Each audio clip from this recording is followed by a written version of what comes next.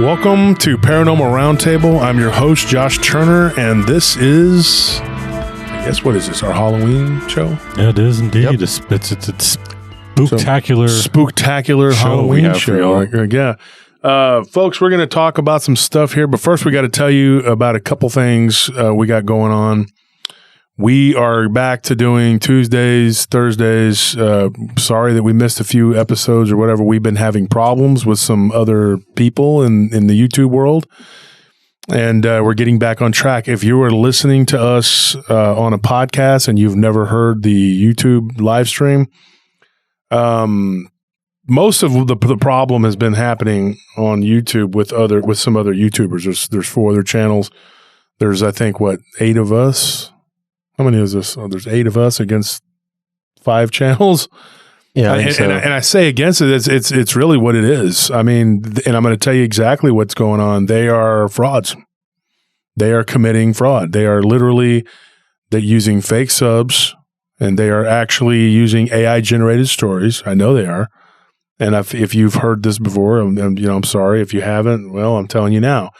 And so we kind of walked away from the show we cut way down, and then we decided to ramp it back up, because all that's going to do is make them just get more emboldened and just keep terrorizing everybody, and we can't have that. So we as a group have decided that we're going to just keep marching forward, and we're not going to let this stop us, and we're going to do what we do, and that's talk about the paranormal and cryptids and alien abduction. That's our thing. That's what we do. What we do best. Yeah, and so we're going to do that right now. So anyways, the Patreon, there's different tiers. There's a $10 tier, a $20 tier, $30 tier, $4 tier, $50 tier. If the $40 tier, you get one of my books autographed and someone else's books. And then the $50 tier, you get both of my books and someone else's book.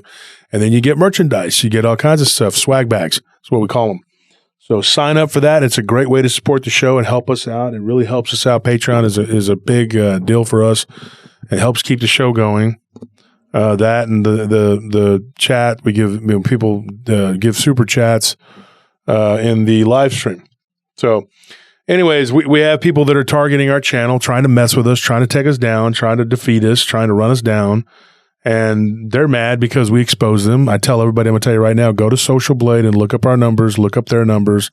You'll see the difference. If you don't know what's going on, go to my Facebook, go to Paranormal Roundtable group, and you'll see on Facebook, you'll see what's happening, and they are mass reporting my channel, or our channel, I guess, Hellbent Holler, and Bettina Moss's channel, Crypto Normal Encounters, and a few other of our friends, Blondes and Booze, that we support, BMR, we support, and Barton Nunley with Humanoids, and they're messing with all of us, and Barton has been doing what he has to do to try to step up and do, we're all trying to stop these people. And then Abe Seas and his channel. We're not going to take up a lot of time talking about it, but I felt like it needs to be said because these people are ridiculous. They don't want to stop. They don't want to leave us alone. So you can make your voice heard. You can go and say something because they're telling their listeners, they are openly telling their listeners to report our videos, to suppress our channels. And it's wrong on so many levels. And I only got involved in this because they attacked Bettina and Abe. And now I'm embroiled in this whole conflict that they bring to us. We don't want that. We want to be able to just do what we do and be left alone. And folks, that's all we want to do. We don't want to fight with these people, but they don't want to stop. So if you're just listening to us on the podcast, now you know what's going on and why it's been hit or miss whether we produce a video. And Anthony, you want to explain why we didn't want to just keep doing stuff, Initially, we decided to take a step back from the show. For a time, we had settled on just packing it in, just kind of putting the show on an indefinite hiatus because we care about the content we produce, and we felt like the quality of that content was starting to become compromised with the stress of all this stuff going on. And if you give us your time, we want to give you something back for that time to show how much we appreciate it, because there are no refunds on time. Once you give it, you can never get it back, so you don't ever want to waste it. And we want to make sure that if you're here with us, that you're not wasting your time. So when we put our name on a show, we want to make sure that it's great. We want to make sure that it's like nothing else out there. And we felt like we weren't able to do that, so we took a step back and just kind of had to analyze things. And get back on our feet, and now here we are. We're right back at it. We're going to get into the reason why y'all are all here, because y'all love hearing really weird, crazy stories about supernatural and paranormal and cryptid. I mean, it's all the same. Yeah, and so that being said, we have a guest tonight. We're here. I'm here all the time. I'm not a guest. Yeah, whatever. Oh, not me. Not the one and only Mushu. You must Well, we be have a talking. special guest. The Mushu is special. You're a special goof. You're not the guest. Oh, man. The other thing too, folks, don't forget to like and subscribe.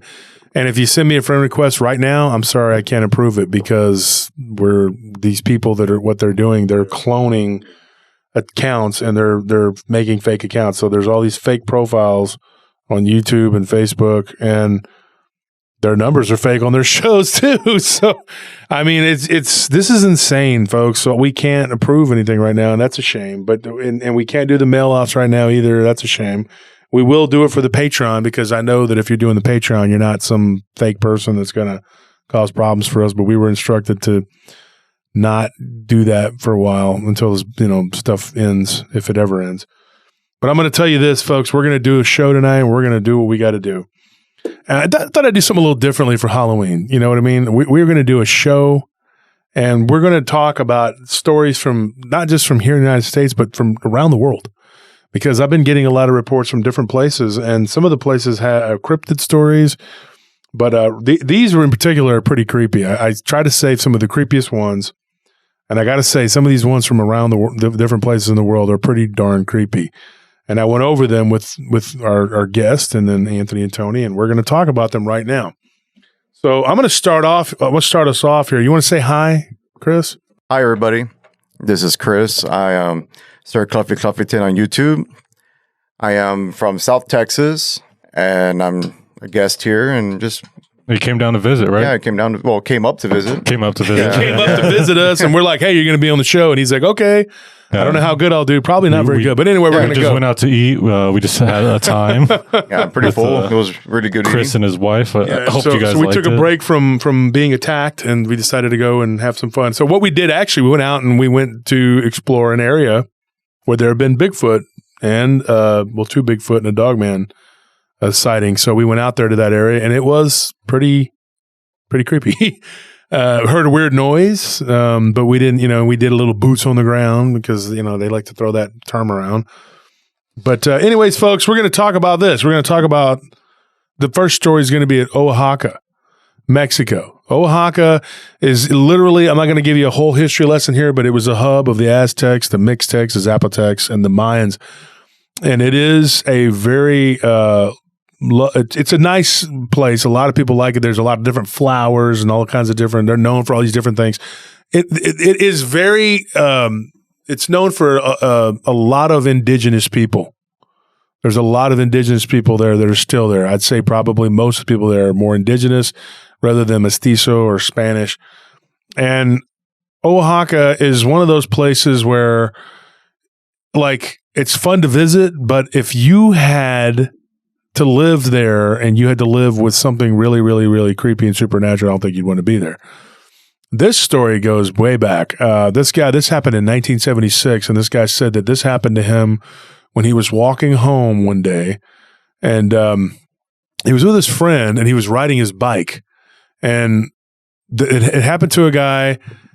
There were two guys that it happened to, Pedro and Miguel. And Miguel was the one walking his bike, and he had a flat tire.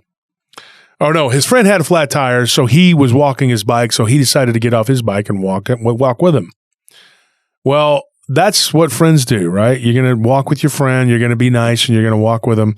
Here's what ended up happening. They come across what they thought was an old woman on the side of the road, and she was waving at them, and it was getting dark. It was almost dark, and they were only about 2 miles from Oaxaca, and they decided to stop and help her because she looked like she had dropped a bunch of stuff. She was carrying a basket.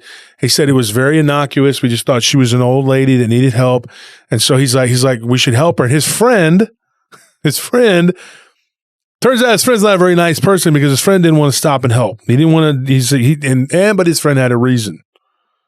And this is what he told me. And I talked to him. I didn't talk to his friend. And he said his friend told him, no, don't stop and help her. He's like, that's a demon, a diablo. And he's like, how is that a demon? He goes, watch. When we get up closer, take a look at her eyes. She's asking for help. She's like asking for help. She was crying, and his friend, who was a little bit older than him, it was actually his brother's best friend, and his brother had passed away very sadly in a car wreck. And so he became friends with this guy who was a little bit older than him. So he kind of looked up to him, respected him. And they're out riding their bikes and they were doing a job. They were working at a construction place helping build a house. And so when they were walking along with the bike and his friend got the flat tire, he's like, oh, my friend was not a nice guy. I thought, this guy's not a nice guy. Why is he not going to help this old lady? And so he says, don't help her. No. He goes, keep walking. I've seen her before. He gets up close. And once he gets up closer and he can see her, he sees what he's talking about. He's like, the eye, right? When he gets up close, he notices that her eyes are yellow with like red streaks in them. And he was like, dude, like the inside of the eye, where your pupils and your iris and all that, it was yellow and it was red on the inside of the eye. And when she went to talk to him, and this is a really weird thing, he said, his friend told him, his friend said, watch her mouth, the lingua. When she talked, he said her tongue came out like almost like a cow's tongue, like real, like it came out real far, like all the way down her chest. And then it popped back into her mouth, but he said it was forked like a serpent, like a snake. And he said that she was like asking him to help, and she had her like a shawl around her, and she had pan, on the ground. She said, my bread, I dropped bread, and she was crying, and she went up to him to touch him, and he's like, get away from me. So his friend backed up and took out his rosary and held it out in front of her.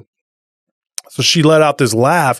And he said when she laughed, and this is why this is on the Halloween show, when she laughed, the sound that came out of her, he said it was like a mixture between a wolf, a pig, and like some sort of like an owl hooting. He said it was just unbelievable. And he said that she laughed. And then when she turned, he said that the arms were exposed. Her forearm on one of her arms was exposed. And she had scales like a lizard on her arms, with weird looking claws, and it was black and almost blue black the way he looked and saw this weird whatever it was on her arm. And so they just kept walking, and he said his friend kept saying the prayer, 12 truths. He was saying this prayer. It's a very popular prayer in Spanish, and he said he was walking. His friend's it turns out his friend wasn't a bad guy. His friend was a very devout Christian and told him this is a demon. And he's like, dude, have you seen this before? And this is the story where it gets really weird. He goes, yes, I have. He goes, every time I ride my bike, I see her. After the first time I saw her, he's like, she came out onto the road. He goes, her feet looked weird. She had 3 toes. And each in the end of each toe, she was barefooted.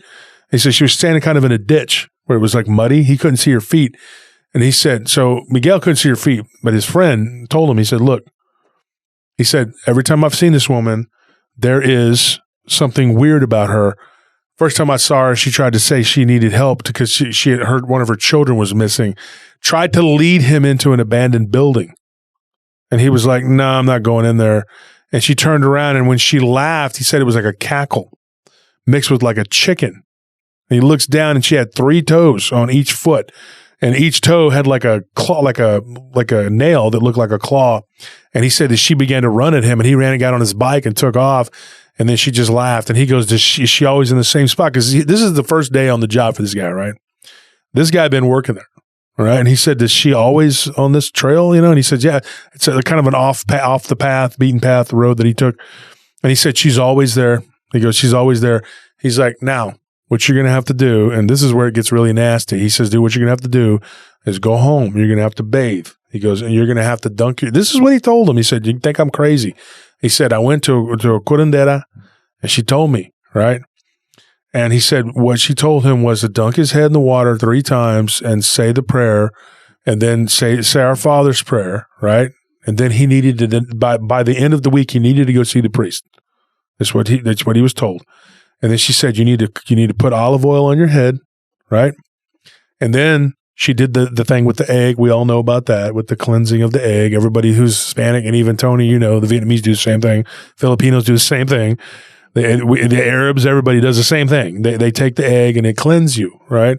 He said the egg was not black. It was red, like blood. And he said he had never heard of that or seen that. And his abuelita told him, she said, that's not good. That's death.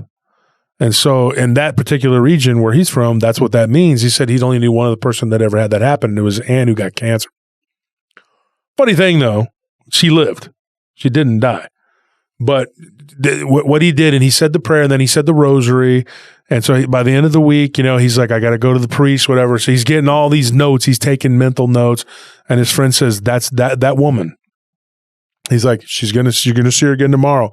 He's like, ignore her. Don't look at her. Don't talk to her. Just ignore her. But he goes, if you don't do what I told you, he's like, she's going to come to you. She's going to come to you. So then when he gets home, he starts eating. He goes, and I'm tired. I eat some tacos and I go to sleep. Oh, he goes, I'm not thinking about this craziness. So he goes, I sat there watching the soccer game. He goes, and I laid down I had a chair, a nice, comfortable recliner. It was my favorite possession. He goes, like, I'm a 23-year-old guy. I'm like, I'm a grown man. And he is a pretty stout guy. Like, I met this guy at the boxing gym. So he's not some weenie, And he said, look, he goes, I'm a pretty stout guy. You know that. And he goes, I'm a fighter, I'm not scared of this crap. I'm just going to, so he took a nap. He wakes up. It's like 3 a.m. and he was so tired because they've been working like 11 hours. And he says, I wake up at 3 a.m, exactly 3 a.m. And he hears this cackling noise. This is, while we're sitting here talking about this, I'm getting chills in my head, folks. All right. So he says he wakes up at 3 a.m. He hears this cackling noise. And he wakes up and he's like, what is that? He lives alone. Well, not really, but one of his cousins, his primos, as he said, lived with him, but he worked the night shift as a security guard, so he wasn't there. He's like, we were on opposite schedules. He's like, I live in this 2-bedroom house. The third room was like the people that owned the house was like they were using it like storage or whatever, and so he didn't go into that room. And he said, I hear stuff moving around, like banging around in the storage room. So he goes, I didn't know what to do. I looked around and I grabbed a hammer. And he goes, and I began to walk into that room. He says, when I go into that room, he's like, something pushes me. He could feel 2 hands on his back push him into that room. And this is where it gets really messed up. He says, I try to turn the light on and I can't find the light switch. He goes, I'm fumbling around in the dark. I never go in that room. And he says, then he goes, I hear like the door slam behind me. He's like, and I hear this noise, like something is going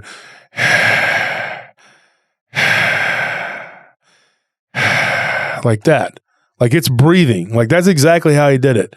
And so Miguel tells me, he's like, dude, I am alone in the dark holding a hammer and I feel something touch my back and I turn to swing at whatever it was and there was nothing there.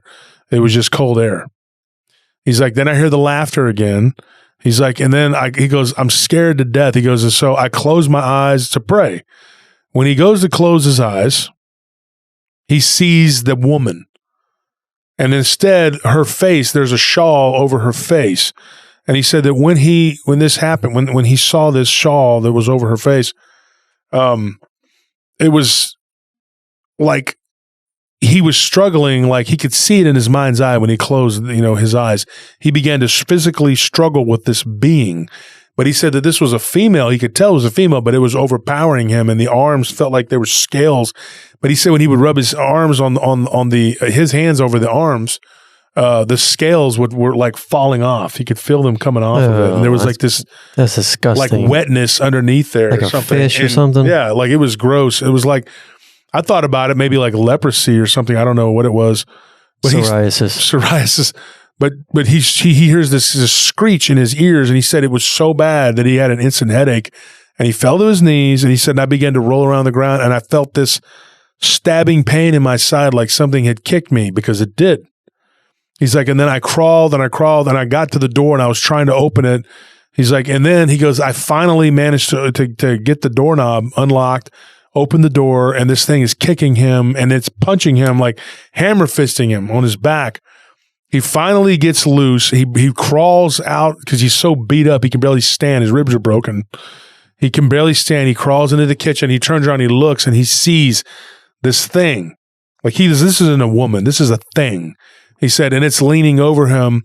And when it talked to him, he said it was like it was breathing like a really hard, raspy voice and was basically telling him, you're going to die, like that, and this in Spanish, And he was just like, he goes, I was stunned. He goes, and I look up at this thing. He goes, and I could see it's kind of blurry, like the way it moved when it would move. He goes, it would go side to side, and then it straddled him, and it leaned down over him. And he goes, and it was a bluish black color. The whole creature was a bluish black color, and it had like a tongue that came out that was purple. And he said, dude, it was the purple tongue with the fork. And he said, dude, I look up and there's this yellow slitted eyes. And he said that when he reached over, he's like, he looked down, and this is divine intervention to me. I don't know what else it could have been, but he goes, I see my cousin's St. Christopher pendant underneath the cabinet. It was right there. And he goes, he had lost it like a couple of weeks before. And he goes, he's borracho de esos, like he was borracho, and like he probably was drunk, and so he dropped it. And so he kept arguing with his brother, and he was like, mentiroso, you dropped it. You're lying. You're saying that you didn't drop it, whatever. And then he got mad, and he's like, they said they had a big argument.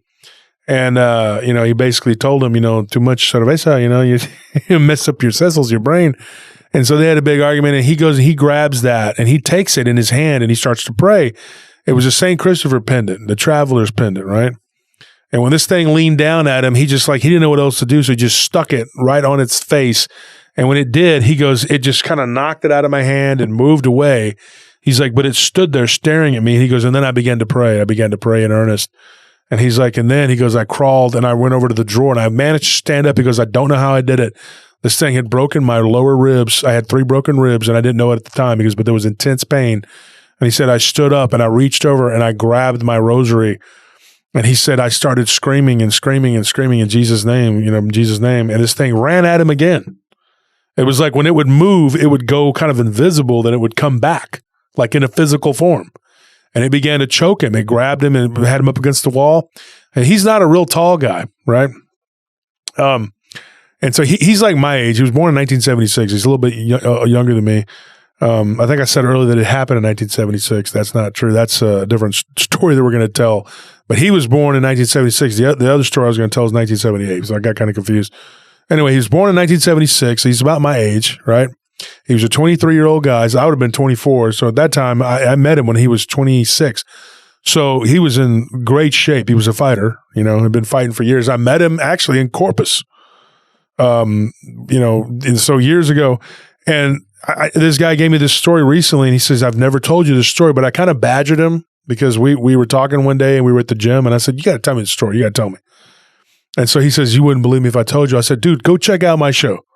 So about 2 years after listening to my show enough times, he was like, okay, yeah, I know you'll believe me, because a lot of these times people will give you a story. People don't want to believe it. So they don't know what to do. They don't know where to turn. He says, I'm telling you the absolute truth. This is a true story. This really happened to me. He said, this thing had him off the ground. He goes, it was choking me, dude. And he goes, and with one of its thumbnails, it cut into his throat. Oh, man. He's got a scar there now on his throat. He's got a scar. And my brother, Scorpio, we all know this guy. He's a good friend of ours. I've known Miguel for years. And he's not a liar. And he said, dude, I asked him one day how he got that scar when we were younger. He was hanging out downtown, and it was me and Squid, and he said, hey, how'd you get that? And he told me, him, Loki, everybody. And dude, he had that. He said this nail went into his throat, and he goes, dude, it was pressing its finger into my throat. This was a demon, like a straight up demon. He saw little horns on its head and everything, and it was a feminine demon, but it was a demon nonetheless. And he said then its tongue came out and was like flicking it on its face. And he said it smelled like rotting meat. Like if meat had gone bad, and he's staring it in the eye, and he takes that rosary. He's like, I look down and there's a rosary, and his mother had put a silver crucifix hanging off of it. She had put it on there. It was like a bracelet with a cross on there. And he wear it to church.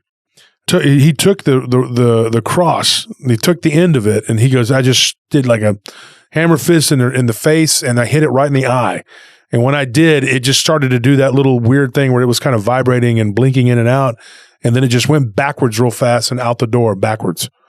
And he goes, dude, it was like a blur, like whoosh, and it was gone. He said the door opened and closed and it was out of there. So he goes to the hospital.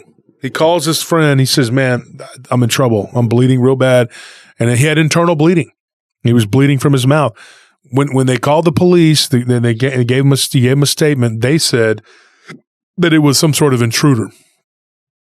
Well, he goes, technically, he goes, yeah, it was an intruder, all right, but it wasn't what you think it was. And so whenever he was talking to these three cops, there was this one cop that was older than the other two.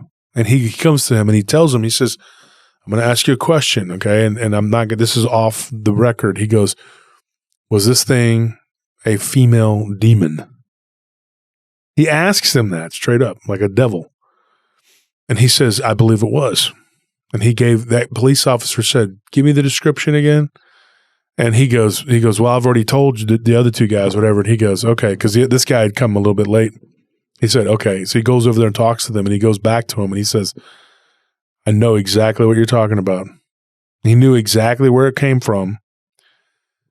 Now, the backstory to this creature is very bizarre. It's very creepy, and it's been going on for a long time. Apparently, years ago, I'm talking like back when the Spaniards, were conquering the area, there was a woman that was known to practice brujeria, and she was like a turncoat, I guess you could say. She would take the Indios that were basically being worked to death, and she would turn them in to the slavers, basically, and tell them, if this guy tried to escape, whatever. And so whenever they would do something like take one of these people or whatever, they would chop off fingers and things like that to keep them in line, right? This is what was told to him. He said that this woman, she was cursed for being like a traitor, you know what I mean? And he said that when she was cursed, she was going to be literally trapped as a woman. The woman that you see, he goes, that's a woman. That's actually a woman. But she's just used as a pawn by this demon. And so there was this witch that was stronger than her. And she basically put a curse on her and attached a demon to this woman. And this woman is going to do this until Judgment Day. Like, she's doomed. That's all she can do. There's never going to be any rest.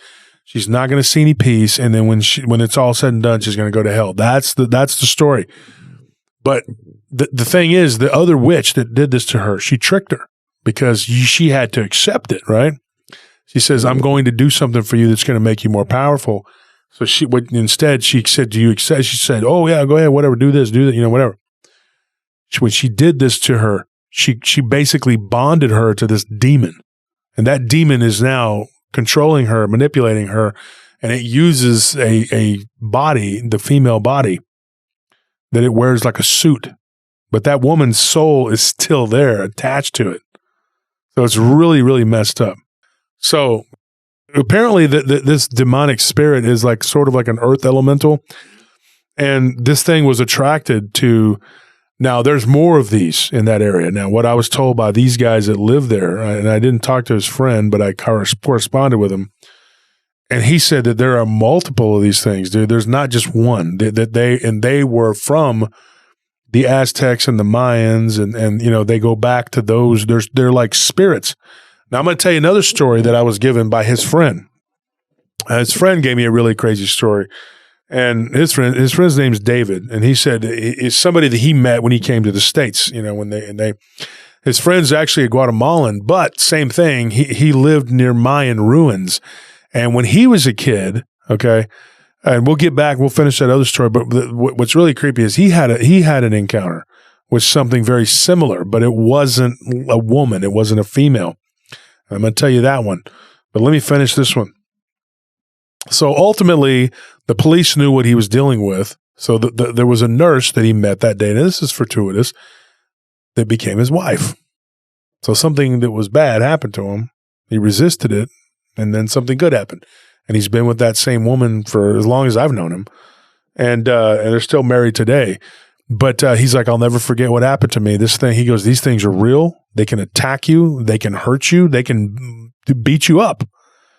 He's like, I saw it one other time. He goes, when I first came to Texas, he goes, I was living in San Antonio.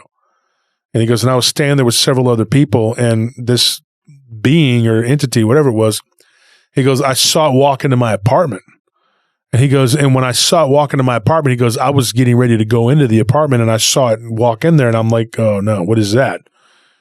He said he knew immediately that was this same demon. He saw it from the side and it just went into his apartment. So he left and he went to this restaurant where his friend worked. And he said, hey man, his friend Ramon, he said, hey, I need help. There's this thing. And when he told him the whole story. And so yeah, he went there and they went back and they checked the apartment and they didn't see anything. But that night, he had an attack. Something put pressure on his chest. It sat down on top of him. He said he could tell it was female because he looked up and he saw what he thought were breasts. And this thing put its nasty, scaly hand over his mouth and tried to suffocate him. And he said that he fought and he fought and he fought and he got it off of him. And he said, finally, he goes, I go to the priest, to the church there in San Antonio. And he said the priest told him, this is what you got to do, blah, blah, blah. And he goes, so I did everything the priest said, long story short. We got to get on to the other stories. And it never happened again. That was it. And his girlfriend, at the time they were boyfriend and girlfriend, she had moved to, or she was living with some friends because they had split up or whatever. And the priest told him this too. And it was he's like, I'm not one to give marital advice. And he goes, and I don't know how this priest knew because I didn't say anything about her. He said, but you need to make her your wife and quit playing around. You know what I mean? You're living in sin, blah, blah, blah. And so he did. A couple days later, he proposed to her.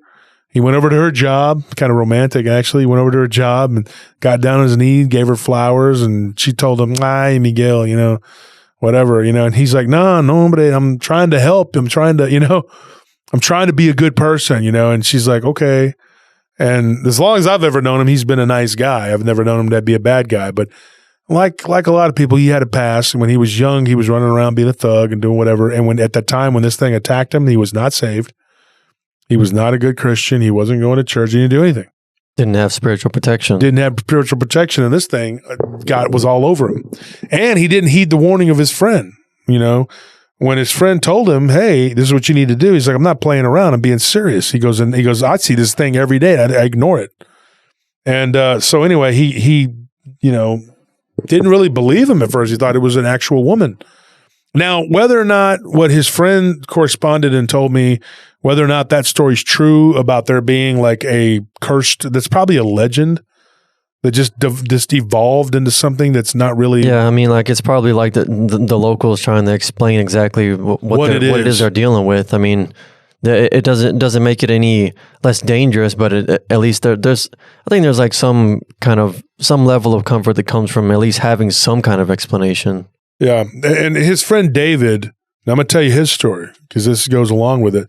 There were two guys. There were David and Marcos, and they both claimed that this happened to them at different times. Now, they were raised in Guatemala. They lived in the jungle, like literally out in the jungle. And he said that they were like a stone's throw away from a small ruins of a Mayan temple. And he's like, where we lived was out in the middle of nowhere. And it's like there was this growth that just like had swallowed that up. And then one day, after the Civil War had ended, a bunch of people came out there and said, we're going to excavate this place.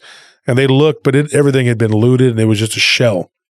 He said there were actually people that kept pigs in it, So there was nothing there and it was all tore to pieces or whatever, but it had been shelled and everything else.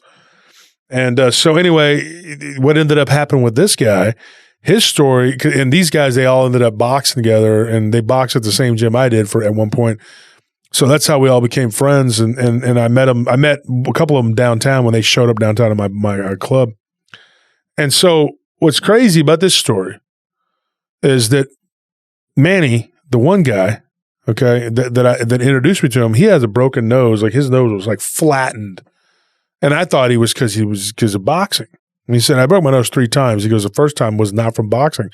What destroyed my nose was this being, this thing, whatever. And I was like, what do you mean? He goes, well, when I was 15 years old, he's like, I was walking home from my friend's house. He goes, and I got to admit, he goes, I was in love with his sister. So I went over to my friend's house like every day. And it was just to see her. My friends kind of like, yeah, you're always around. What's up? Like went to school together, the escuela, whatever, but it's great. Yeah, but you're always here. He goes, but he was more into Maria, his sister, right? So he was walking home one day after hanging out with his best friend and his friend's sister. And he says, He goes, I see this, what looks like a native boy. And he says, I don't mean like I'm Indios. I mean like wearing, The garb. Yeah, the garb. Like, and he stared at him. He said he was like, the kid stood up. He goes, and he couldn't have been more than maybe a little younger than me, maybe 12 or 13. And he said he paralleled me. And he's like, and I'm walking and I'm looking. He goes, and the next thing you know, he backs up. And then I look and he's just gone. Like he vanished into the jungle. And he goes, but then I see this orb, like which is like a ball of light just kind of floating around. Same thing David told me. David's story was very similar. We're going to talk about both of them at the same time.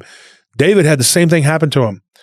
He pulled over on the side of the road. His happened when he was 19. He had a car, which is a lot of people didn't have cars, there. And he was fortunate to have a car because he worked for the military at that time. And I say worked for the military. He wasn't a soldier. He had a job for the military or with the military. And he says, dude, I get out and I go to, it's in the middle of the night. And he goes, and I'm sitting there and I'm changing the tire. And I hear these, like the rustling in the reeds on the other side of the road. And I keep looking over and I'm thinking, what the heck is that? Now, he had seen something weird before that looked almost like a little gargoyle looking thing. So he thought maybe it's one of these creatures, or there's legends of these little people like duendes.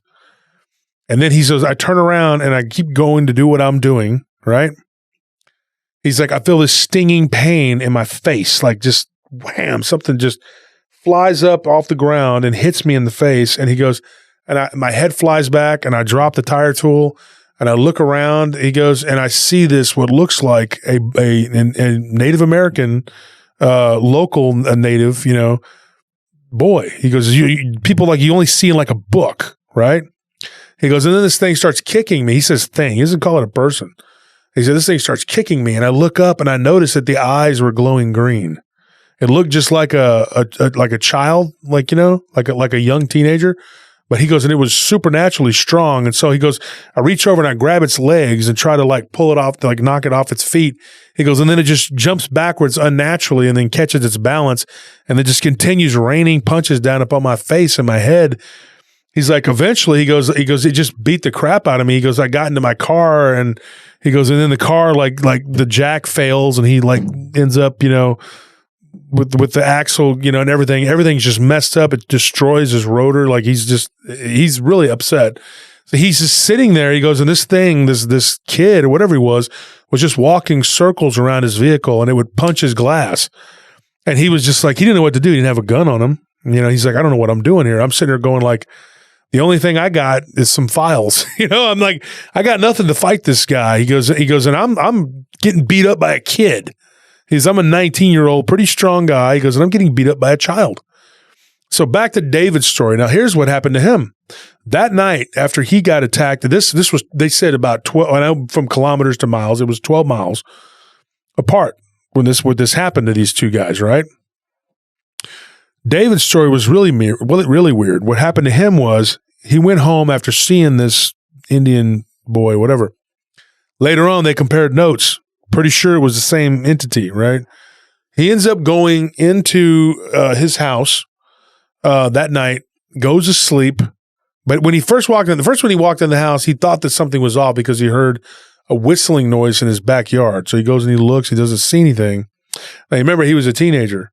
And his parents weren't there. They had gone to the market. So he was like, when his mom, his brother comes in, like right after him, he was walking the dog. And he said, hey, he goes, mom's making some food. There's some beans on the stove, whatever. And he's like, I got to go to work. You need to be paying attention to that, whatever. And he says, okay. And he goes, I go into the kitchen and I see this white flash. He goes, and then I hear a crash and I go in there and that pot of beans is all over the floor. He's like, and I thought instantly my mom's going to think I did this. He goes, I did not do this. He goes, so then he goes, I cleaned it all up and I threw it away. And he goes, the dog helped, eat part of it, whatever. He goes, and then all of a sudden I got really, really sleepy. So I went back to my room and I went to sleep. He goes, and I wake up and get this. He's like, it was almost 3 a.m, not quite. He's like, I wake up and there's something moving around in my room and I look and I'm watching it. He goes, and I'm moving my head to the right. He goes, and I see this thing crouched down. And he goes, so I opened the curtain and by the light of the moon, he's like, it was weird. The moon shined right on this thing and you could see it. It was this native child, like sitting there with a loincloth, like everything that looked like how the Mayans looked, He goes, I'd seen it in books, you know, like what they look like. He goes, I was like sitting there looking at that, and he asked him, you know, what are you doing here? You know, ¿Qué tienes? I mean, what do you know, what's going on, you know? Better give me the money to pay for them beans. Yeah. And then the kid just runs at him and just goes, just runs at him, gets on top of him and just starts beating the crap out of him, like just punching him, knocked one of his teeth loose, dude. Like this kid just beat he was like, I was fighting back, but it wasn't hurting him. And he's like, finally, I reached over and I grabbed a book off of the nightstand. He goes, and I hit him with it. And I see the pages go flying, and I realized that it was the Bible. He's like, and then he's like, the next day, like he just starts praying. Like he went straight to the priest. He's like, I need help. He said he had to walk like, you know, a few miles into town to get, you know, and he's like, and the priest came and they blessed the house, whatever. And he goes, and then he takes the page from the Bible. And it's the passage where it says, I will not fear that which comes in the dark. But it's a page out of the Bible. And it's really messed up, dude. Like he sees that and he says, so he starts praying, right? And he's like, the very next day, he's like, he once again, he wakes up and he sees this thing in the corner of his room. And when he sits up, he starts saying this prayer that the priest told him to pray. And this thing just turns and backs away into a shadow by the wall and is gone. He never sees it again. So it says here that it is Psalm 91:5. And he goes, this is the page that was out of the Bible. And he says, you will not fear the terror of the night, nor the arrow that flies by day. Here's what's really creepy about that. And I'm going to tell you this. The next day, when he walks out, and this is what he told me. He says, I'm not making this up. He goes, the next day I go outside and I see an arrow. Literally. I'm walking out and I look and I see right there in my front yard, I see an arrow sideways. He pulls it out and it's got this old like stone looking, you know, like piece of obsidian glass looking stone. And he's like, what is that? You know, and he's like, he was just in shock. And so that's David's story. And so him and Manny both have told me these really incredible stories. And, you know, it was weird. I mean, like it was something in that region where he was from. And the only thing that they could come up with was there was this native and there was a legend about it because he asked his Walita and she told him, she said, yeah, years ago, there was a boy that was taken by the Spaniards and he was made into a slave and he refused to submit. So they hung him. But as he was being hung, his mother, who was a witch, put a curse on them. That's the legend. That's the way that they, like you said, Anthony, that's just a way for them to explain this crazy stuff. What the real truth is, I have no idea. But that's, you know, so those are those stories. Your thoughts? I think the scariest part of the first story was that whenever the guy came home, he was watching a soccer game. That really did it for me. Yeah, it's football over there, sir. Gosh, man, gross. He gets beat up by a demon. Disgusting. Well, no, because it was in Mexico. I'd rather get beat. That was his punishment. I'd rather take a beating than to sit through a soccer game. Sorry. I don't think I'm going to say that. No. I'm kidding. I'm not trivializing what happened to him. No, but me seriously, and Chris can help you with that right now. I mean, it's not even an issue. Yeah, somehow I doubt that. Oh, wow. Shots fired, bro. But no, so that first story is really freaked me out. Like, as you were telling it, I was thinking this lady's got to be like some kind of reptilian, like reptoid creature. And well, why is it always that? I don't know. Like, I don't know, like, why there's this consistent connection between malevolent spiritual beings and having this reptoid appearance. Yeah, when Miguel was telling me, like there were three of us. It's like being a serpent, you know? I mean, if you made me ask me to do something off the top of my head, I'll be like, I don't know, maybe hell is hot and these demons are hot, warm-blooded or whatever. So that's why they're all reptiles. But like, honestly, it doesn't make any sense because it's not exactly what I would imagine when I would think of like a demon is a reptile. The horns, the spiked tail, but I would think more of like a red satyr or something, you know, like some kind of lizard person isn't the immediate thing that comes to my head. I think there's all kinds of different beings. Yeah, but what do you think, Chris? It was like a guess, but you know, the serpent in Eden? Yeah. You know, I mean, what if their demons are just like, they're not reptiles like, you know, you think of like iguanas or something. What if they're like snakes? Okay, You know, because snakes got scales too, right? Yeah. So what if the whole reason why everyone thinks or see these things or these demons, because what if, they're just, snakes in some ways, I mean.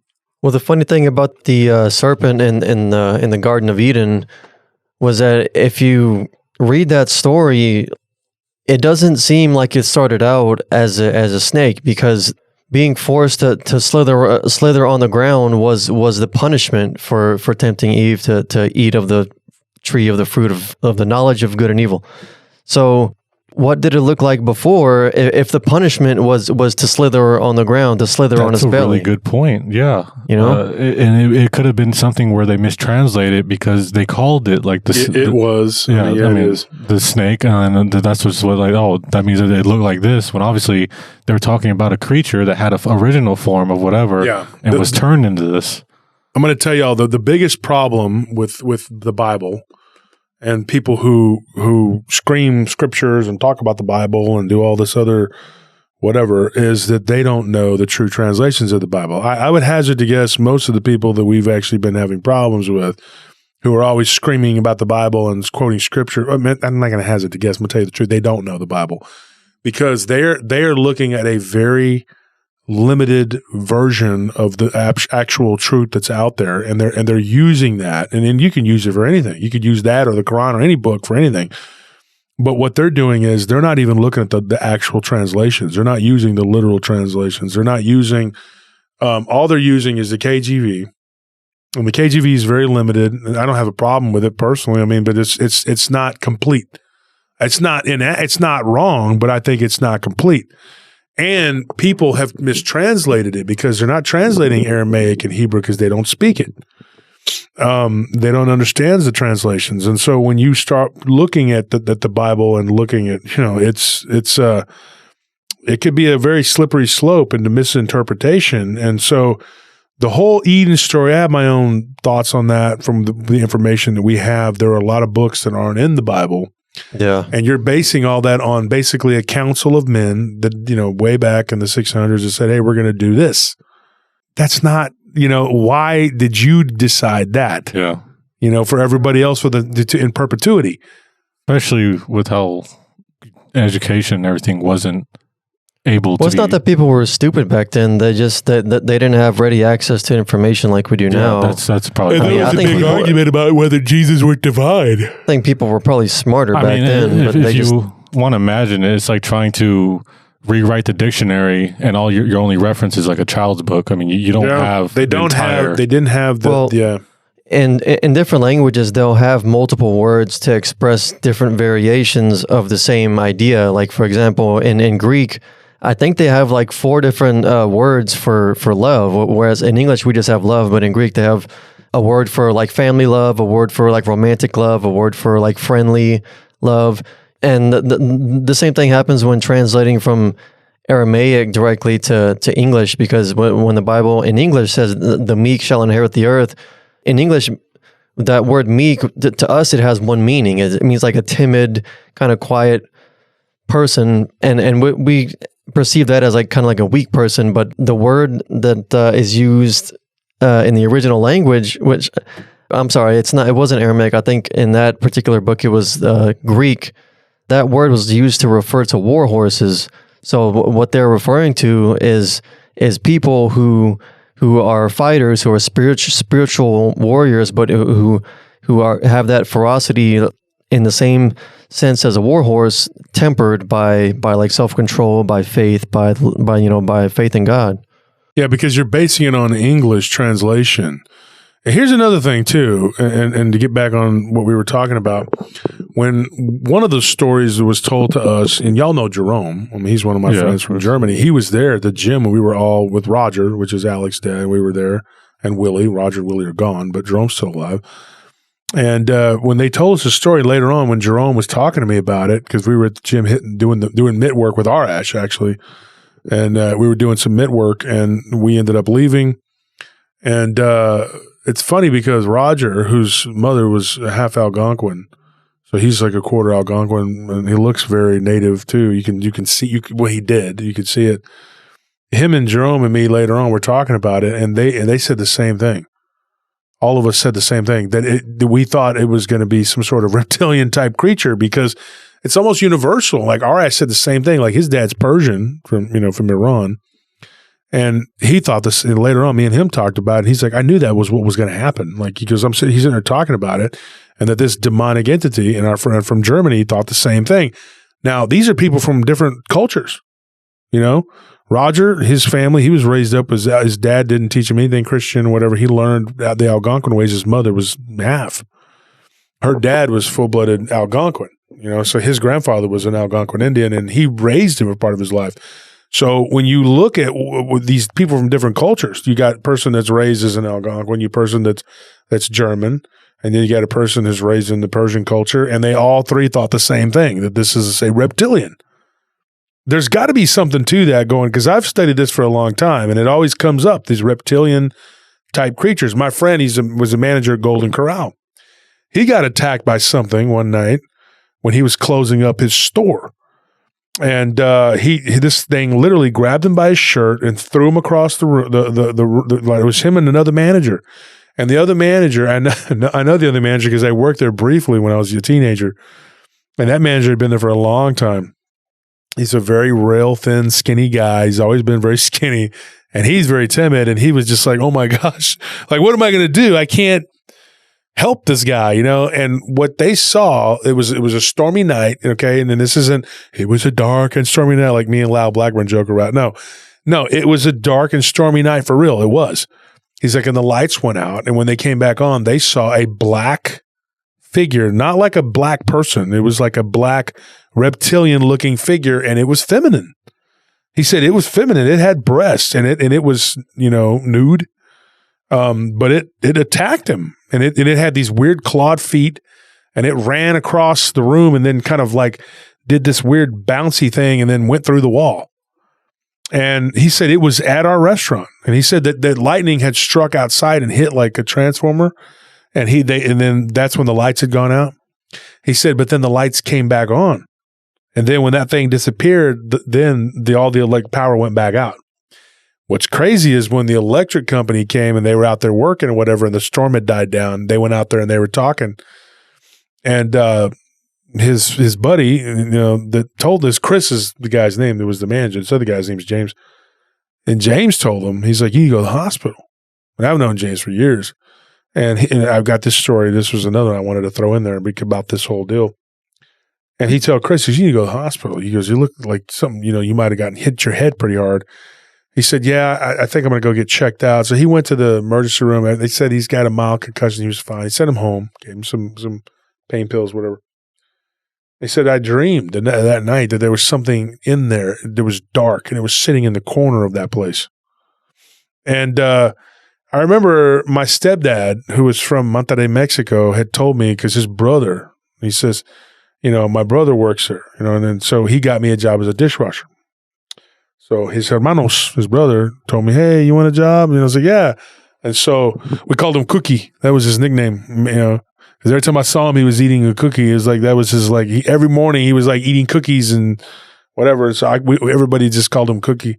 And he was a short little dude. He would the hardest worker ever. He was whistling the whole time. He's the dishes and imagine in a buffet place, right? The dishes piling up. Oh man, I only did it for 2 weeks. I can't believe I hung in there for 2 weeks to get a paycheck. Oh, that sounds like it was Christmas time. I needed money for Christmas, right?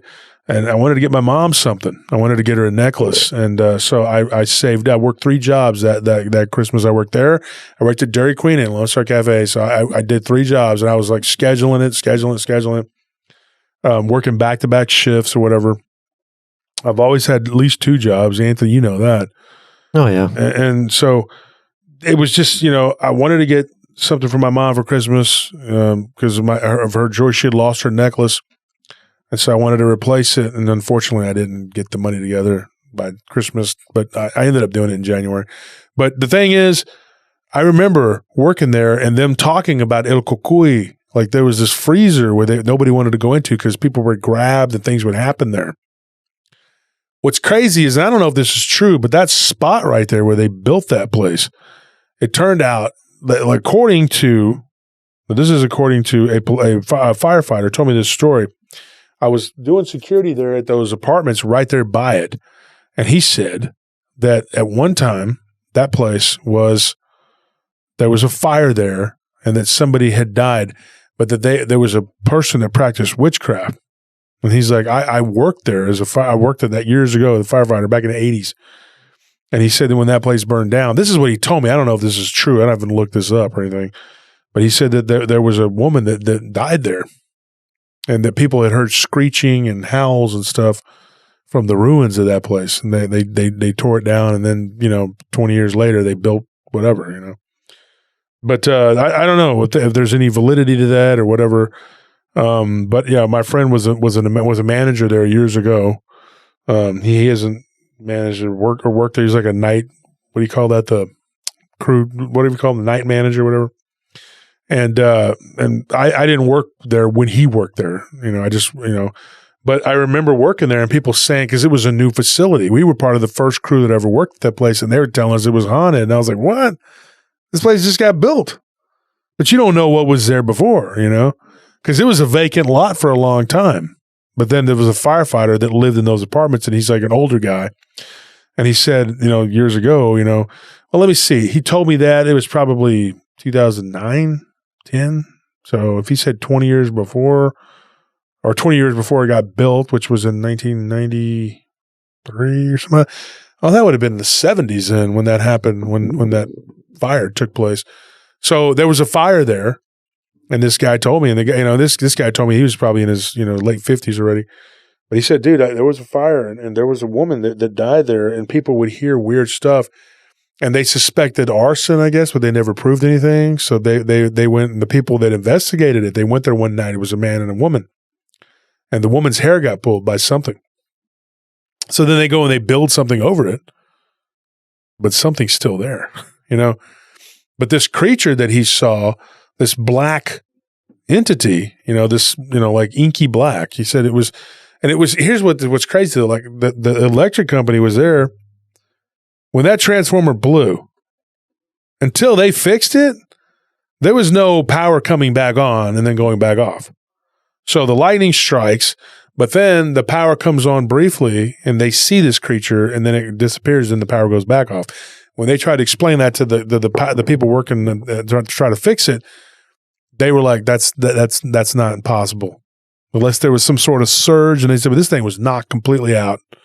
There's no way that could have happened. And he said, yeah, it did. And he goes, well, I really doubt that that's possible. He's like, there's a very slim chance that could have happened. And he's like, but it would have been connected to some other grid. I mean, he was explaining to him or whatever. And he's like, look, this is what happened. The power went off and then it came back on and then went back off. But the electric workers told him that couldn't have happened with the way that was set up. Now, I'm not an electrician. My dad is. I don't talk to him, or I could ask him. But I don't know exactly how that works, but I just know that they told him that what they were trying to tell him happened was impossible. So something happened. It's very creepy, very scary. I don't know what I would do. Well, I'd probably do what he did. A few weeks later, he just quit. Yeah. He was like, I needed to finish the job, and I went and quit. In fact, I think he moved back to South Texas, where you're from. Funny thing is, I had two friends named Chris who both worked at two different ones though, two different ones, and I think he might still manage. The one Chris was from Raymondville, or no, I think he was from might be Harlingen. I know he lived in Raymondville for a while, but I think he was from Harlingen. The other guy, he's from Weslaco, and he manages the one off of 35 South. And I remember going in there one day, and we actually, I think me and him talked about that incident, but they knew each other, but they weren't, they were two different people. But that's weird though, right? And like, I haven't been into that Golden Corral in years, and then now I don't think it's there anymore. The one on Lamar's not there, I don't think. No, I don't think so. I think they moved to the 35, or whatever. But all those people that worked there had told me, oh, this place is haunted. And I thought, how can a new place be haunted? Well, at the time I was young, I didn't know any better. I was like a teenager. Now I know that stuff's haunted. You don't have to be, you know, like whatever. But so that's that story. Those are those stories, folks. You know, I don't. You know, when you talk about ghosts and demons, they're just a hop, skip, and a jump away from something really, you know, something happening. I'll end with this one. We'll tell another one. What time? What is it? Let's see how much time we got here. So we're an hour in, and this is the Halloween show, so we got to do at least another one. We'll give you more time here. Bonus episode, bonus whatever, because it's Halloween. This one I'll tell you about. This was crazy because I don't know what this one is, and I got to look at my notes real quick to make sure that I'm not getting the dates and everything wrong or whatever. I actually wanted to add something. No, shut up. Earlier. Oh, okay. Yeah. Go ahead, Chris. Well, you were talking about like that in the first story, how the werewolf, right? Yeah, the werewolf. The egg that when the person like he's supposed to rub it himself or whatever, and then when he cracked it open, it was red, right? I mean, for my understanding, it's supposed to be like a purplish black. Yeah. You know, and it's kind of like when you said that it was red, it makes me wonder. And I was been thinking about it this whole time. Is like, why would it be red? And my thinking is like, what if it's like you're wounded kind of a thing? I don't know. I was just throwing out there because I mean the red thing. I've never heard of it. I always hear it's the black. Yeah, I have. But the only and it's a reversal too. Yeah, the only culture that I've heard that in was the Philippines. Somebody had told me that they had witnessed but it was like purplish black, like you said, but in the middle there was blood, like there was red blood. Now this one here, you know what? I didn't ask him if it was the same thing. Because Hansel is this Filipino guy that gave me that story about the egg being like, I mean, it's not a dramatic story. He just said that he was really sick with fever and it turned out that the egg had blood in it, you know, which meant something in their culture, you know. A belief is a very powerful thing too. You know, I mean, like my friends that are Berber, that's a type of indigenous that lived in the Levant and they lived in North Africa. They're like the indigenous people. They're not Arabs. The Arabs are actually not indigenous to North Africa. It was during the invasion, the Islamic invasion, where they conquered the Berbers and they spread Islam in the 600s. But the Arabs are from the Levant. Now the Berber people, they're from the North Africa. They're Saharan African people. And one of the things that I remember hearing about was that if there was something that was plaguing you, like a jinn or some sort of evil spirit or an elemental, because they didn't just believe in, they believed that there were different types of things. And one of the things they said was that they would do an egg ceremony, and sometimes there would be like black with red splotches in it. So I don't know what that is. I mean, it could be anything, you know, but that's a very scary thought, you know, that it meant death, you know, in a lot of these cultures. That if that egg doesn't come out black and take all your cleanse off of you, whatever, that it's some sort of death. Now I've never put a lot of stock into it, and in fact, I've rejected people trying to put the egg on me because I don't want that. I don't want any of that stuff on me. I just don't. I never liked it. You're, you know, my tia used to do it. You know, Anthony, you know. Yeah. I mean, maybe the red signifying death meant more like a death to his old life, a death to his old ways. Well, it sounded more like they were going to die. That's kind of what I thought. I mean, that's, you know, but this is... A lot of different other colors that could mean renewal. No, I wouldn't choose red for renewal. Yeah. Red usually means blood and death. And yeah, that's pretty much what I thought too, but I don't know. And then also I wanted to talk about like that whole... reptile back in the first story. I mean, what if the connection for that is something to do with that religion, or not the religion, but the gods or deity of that area? I mean, isn't there like a reptilian creature that's like worshipped as a god there? Where at? In the first story, I believe you were mentioning, was it like the Mayan Aztec area or in Oaxaca? Yeah, Oaxaca. Oh wow! You know, oh man, but you know that area. That's why I was asking. Isn't there like a reptilian being that they worship there? Because I don't know anything in that area. Quetzalcoatl. Yeah, I mean a Kukulkan. Well, it depends. The first story was that one was in Oaxaca. Yeah, that would be Mayan and Aztec. So Kukulkan. What if the reason why that lady was cursed because she was ragging. I'm not ragging. We call it Yeah, I didn't really buy into that. I think that was just a legend that they told, but that's how they explain it. But who knows? I mean, yeah, exactly. I mean, who knows? I mean, yeah, I understand what his point is, though. Is like, what is the cultural significance of snakes in there? And maybe that would have been the cause to it. Quetzalcoatl was a dragon, it was like a type of dragon. And then because Quetzalcoatl, and then you had Kukulkan. I mean, these are deities, I do believe that there are, and they had a lot of gods. And so I can't sit here and talk about that because this is a Halloween show. This is not a show right now to talk about history. But yeah, there are multiple different things going on there. The other one with the native kid that was beating up everybody. I mean, it's like, dude, that's wacky, but that's not like unheard of. But I'll move on. This next story, we'll get back to the history and all that, folks. One day we'll do a show again. We'll just talk about the history, and I'll do some Q&A. I could go into history all day long. We could talk about Zyptotec and all these other types of deities. What's his name? Talak, and what is the other one? Huitzilopochtli is the sun god. Huitzilopochtli, yeah, but he's also the god of war and death. And because the sun demanded blood. Yeah. So Huitzilopochtli was like, hey, we got to do this. And then there's another one named the dog-headed one, Zolotl. And he's one. Zolotl? That's it. Is it? That's the right the first name. thing that came to my Don't be trying to trip me up. Don't be trying to trip me up, Chris. I know what I'm talking about. I thought it was those little pink salamander things. It's a pink salamander, whatever. No, it's not. There's an Aztec god named Zolotl. That is the dog-headed god. Look it up. My phone's off. You're thinking of like the one the little but those the names of those starts with an A. I forgot how to pronounce it or how it's spelled, but it starts with an that A. little salamander. Yeah, what is it? The axolotl. I mean, well, the names are all weird. So there's even a dog called the Zolotl dog. It looks like an Anubis. You see that? Yeah.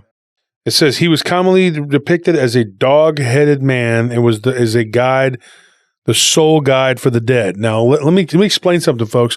Who else is the dog-headed sole god of the dead? Anubis. Yep. And they look very similar.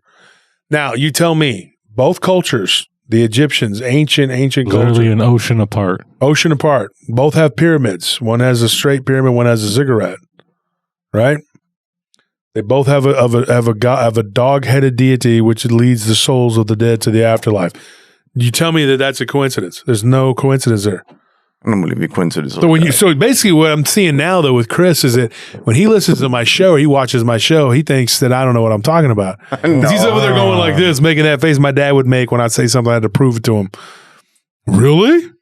You better prove this to me because I'm going to keep this face until the end of time. Okay, yeah, whatever, dude. This face means that, I don't believe hell shit you're saying. That's what I think it is. I hear what you're saying, but it's just wrong. Chris over here doubt me. Do you think I'm over here spewing bullcrap? I got names confused, so Yeah, he was thinking of that salamander, the pet. Axolotl. I'm gonna see if Miguel's busy tomorrow. I'm gonna take you to the gym and let him beat you up. Oh man, I'm gonna say this man doesn't believe your story. Yeah, he made fun of you. He called you an axolotl. He made fun of you, man. He thinks you're full of crap. He said you and Manny are all lying. I'll tell him and David and Manny. I'll get a hold of them. Actually, I can't because Manny's now he can't walk, so he won't beat you up. But the other two will. Manny had a very bad accident and he's paralyzed from the waist down. So. But anyways, folks, so here's another one before we move on or before we close it out here. This one comes out of Hamburg, Germany, and now it kind of follows the same theme, except this one began with alien abduction, and I thought this was very interesting. This guy's name is Eric. One thing that happened to Eric, and Eric's actually, his mother was Swedish and his dad was German. And they met, of all things, on a cruise. They won. There was like not a show, but like a, you call in or whatever to the radio, or whatever, and then they won, and like both of them had his mother was actually there living in Germany because his mother's father was a soldier in the military, and her mother was Swedish, and so he was stationed in Germany, and he met this Swedish woman when they were there, like doing a, I guess you want to call it a burlesque show or whatever. So it's pretty interesting. So they were on a military base, and then his mother or his dad, that was he's German. So that's a story. So his mother was Swedish and American, and then there was a German, person, whatever. So he's Swedish, American, and German, so interesting mix. And I told him that, like, now he found out too. And the reason I wondered about this, because he had a bloodline of this, but it came from his mother's side. Now the mother's dad, who was a soldier stationed in Germany, I thought it was interesting because he believes that he was of French heritage, but there was a bloodline there. And now another thing he found out when he did some research is that his family were Huguenots.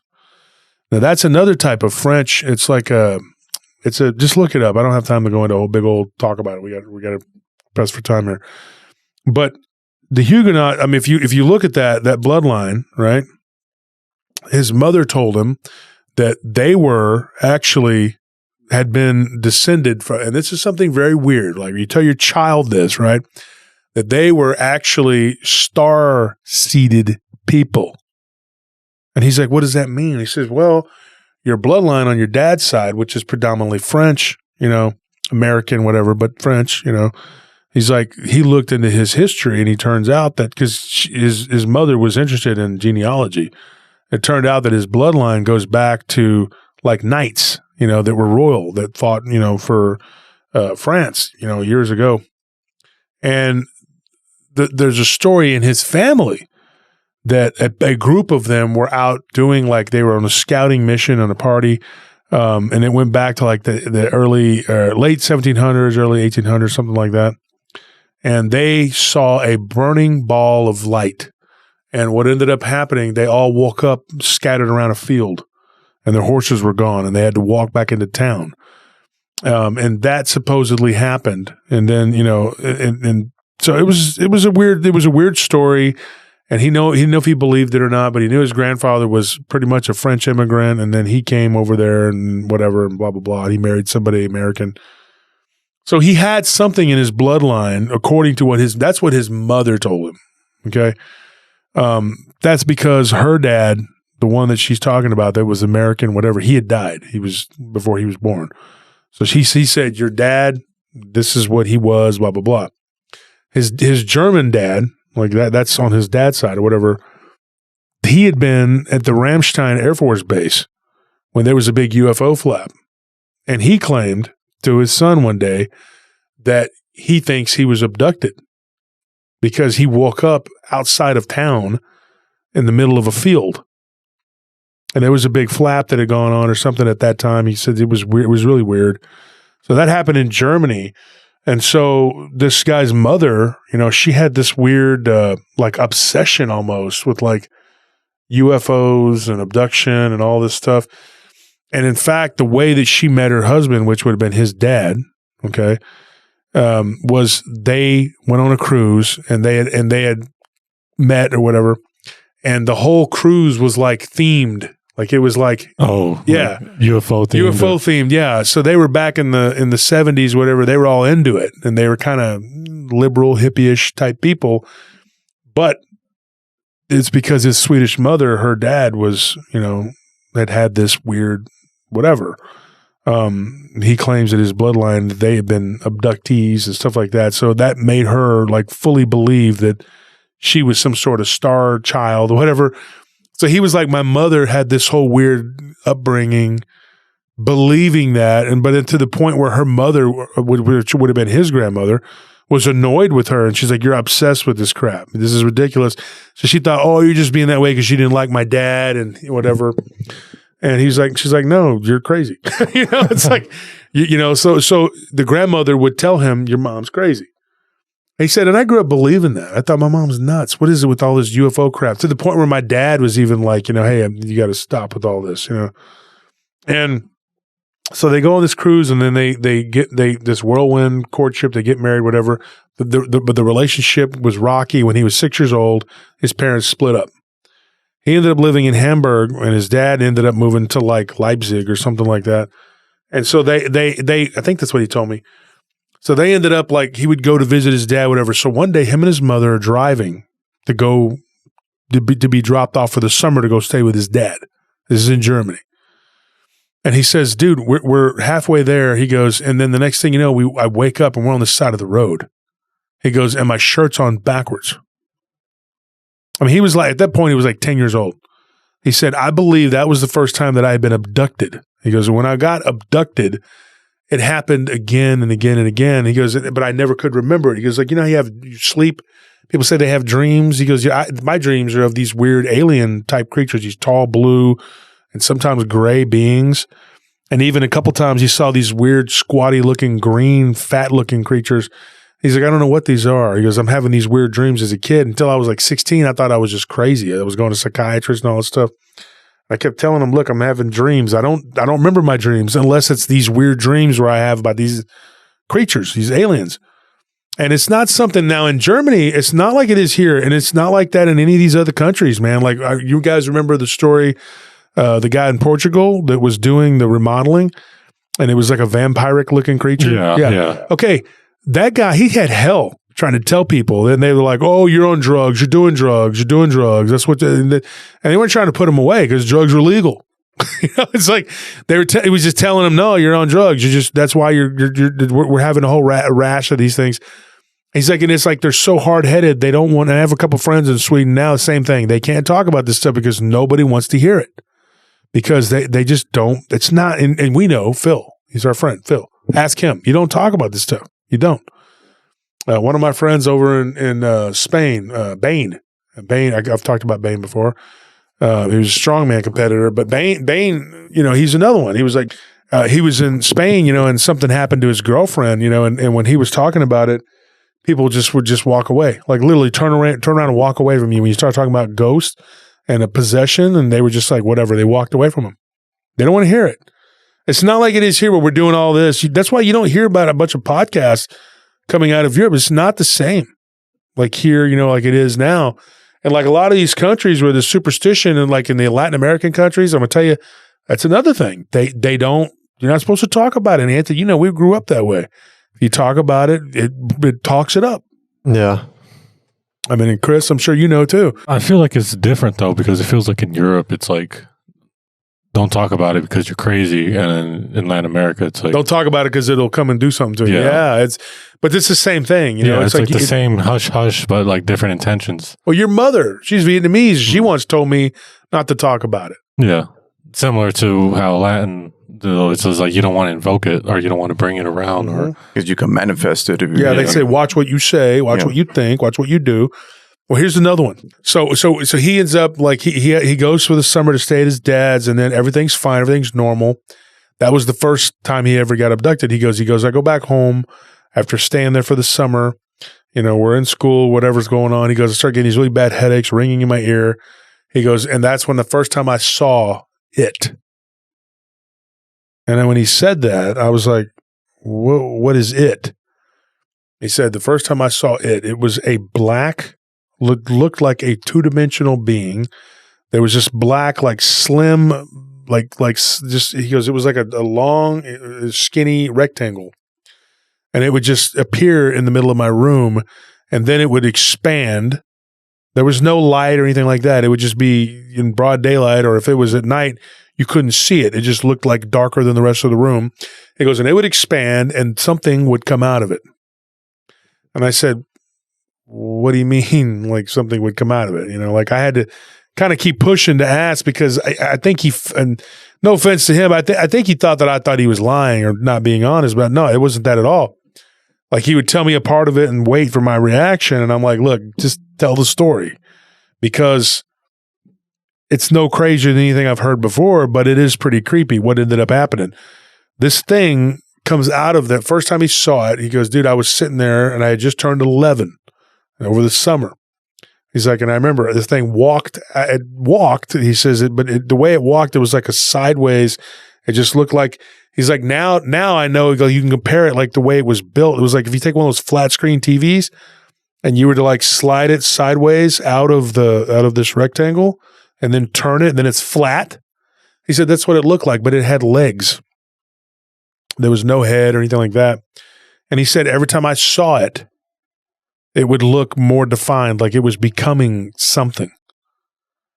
And he said gradually over time, every time I would see this thing, it was becoming more humanoid looking. And then one day, he goes, I just saw it going from being like what looked like a 2-dimensional being to a 3-dimensional being. He's like, and every time I saw it over the years, he goes, it got more and more defined till by the time when I was 16, almost 17, he says, dude, he's like, have you ever seen the aliens? He's like, he was talking about the xenomorphs. And I said, yeah. He said, it almost looked kind of like that, but it was weird looking. It had like little horns on it. And the head was not shaped like that weird hot dog shape. That was his words, not mine. He called it a bratwurst head.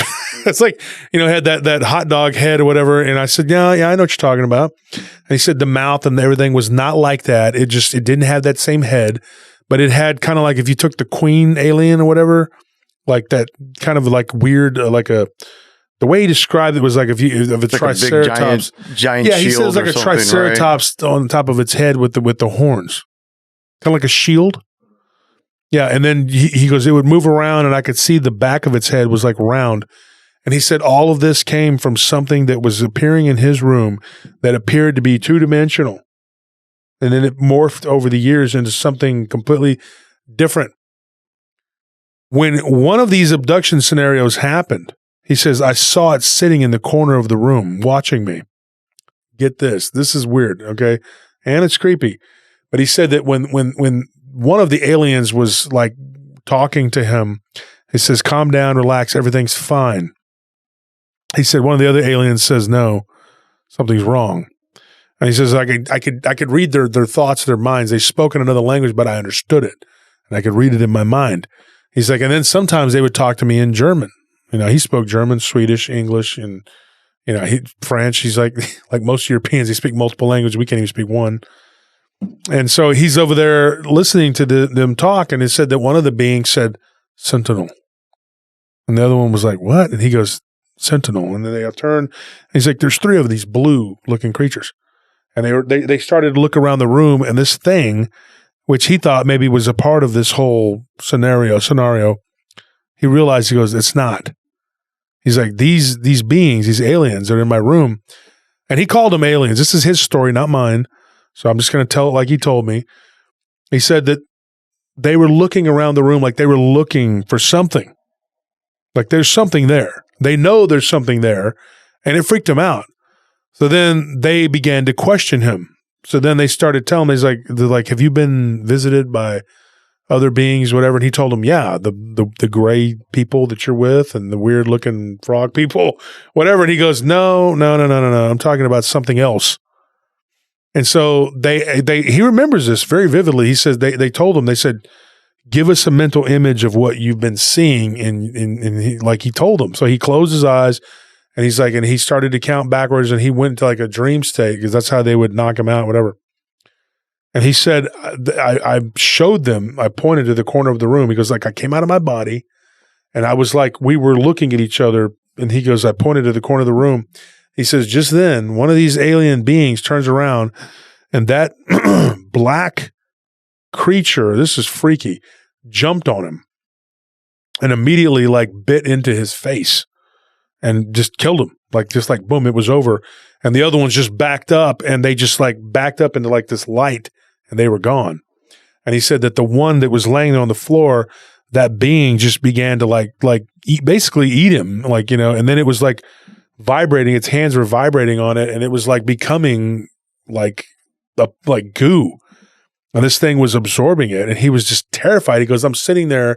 He goes, and then I wake up, and it's morning. It's a Saturday morning, And he goes, and I'm sitting there, and I'm drooling. I'm just like, I can't even get out of bed. He's like, and I'm sick as a dog. And then he goes, and then my mother says that my little sister had a nightmare that some weird black spidery creature had crawled into her room and had gone under her bed. Now, here's the messed up thing. He's like, his sister started being harassed by this being. So he went to church. Okay. He was Lutheran. So he went to the church. He talked to, he said, look, what do I need to do? And the clergy told him, you need to pray. We need to do this. We need to do that. And he says, I didn't feel like I got the answers I wanted. He's like, so I went with my friend to the Orthodox church. Now, Anthony, you go to the Orthodox church. Yeah. And so he said, I felt like I need to go to the Orthodox church again. So he went to the Catholic church. He went to the Lutheran church, which he was raised Lutheran. And then he went to the Orthodox church. The Orthodox told him, no. You need to put holy water. You need to do all this other stuff, whatever.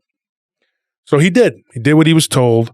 He's like, and one day, this thing walks into the room like it normally did. He goes, and it told him, finally, it actually spoke to him. And it says, today you die. I'm hungry.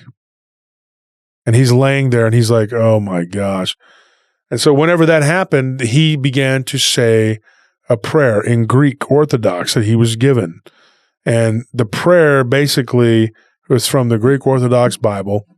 And it was basically, it's a prayer that asks like for protection. And he told me the whole whatever. I don't speak Greek.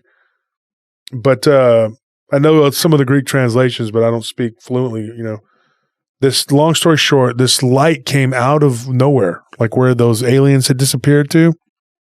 And he sees an angelic being. And this being, he says, dude, he goes, I thought it was St. Michael. He's like, I looked at it. It was 9 feet tall. We had these really big, tall ceilings in that old house. He said it was like a cylindrical thing that was yellow. Then it turned white and it began to vibrate. And then he goes, I see like what looks like an angel. It was blonde hair angel, very pale skin. He goes, had blue eyes, but didn't have wings or anything like that. And he said this thing had what looked like a sword type thing that came out of its right hand. He's like, it wasn't holding it like it was a hilt or anything like that. He goes, and it literally just pierced that being and lifted it up. And like that thing just began to like dissolve and it turned like white. And then it just kind of scattered to ashes. He's like, and then the thing just went to him and it was like, peace be upon you, and just left. That was it. And so the next day, he says, dude, it was like my whole world had changed.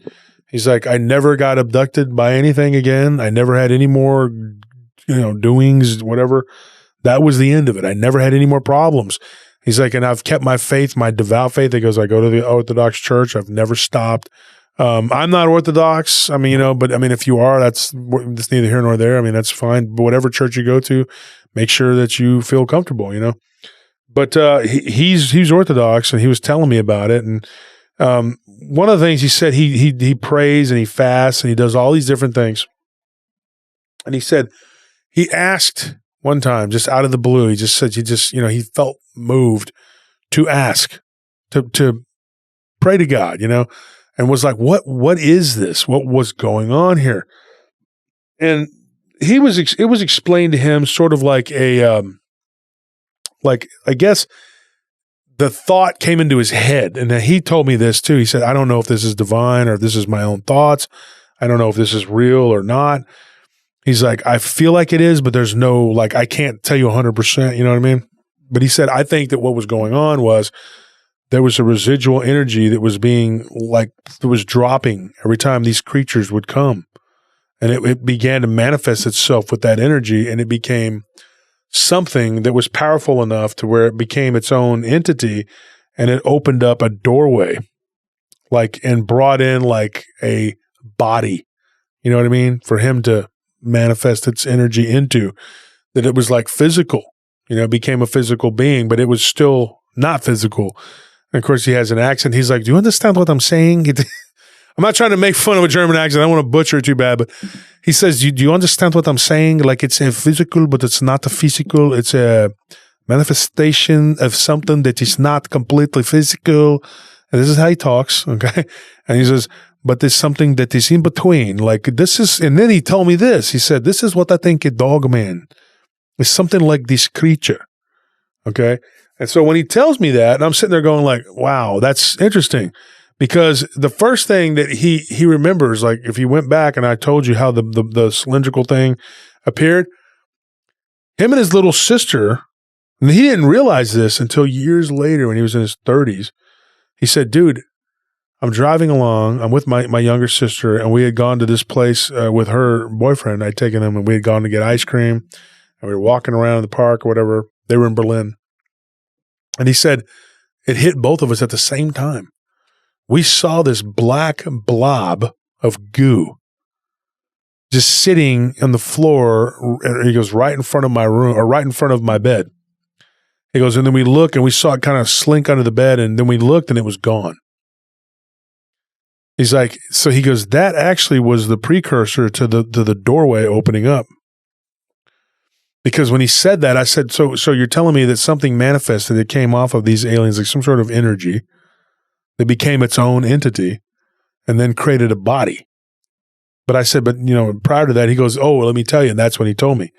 He said, we were in Berlin. He goes, and we had this epiphany, He actually didn't know the word epiphany, but he was saying like something hit me. And I said, yeah, like an epiphany. He didn't really know the word, but he said, yeah. And so when we started talking about this in depth, he believes that it was just very simple. There was an angel that came and destroyed it.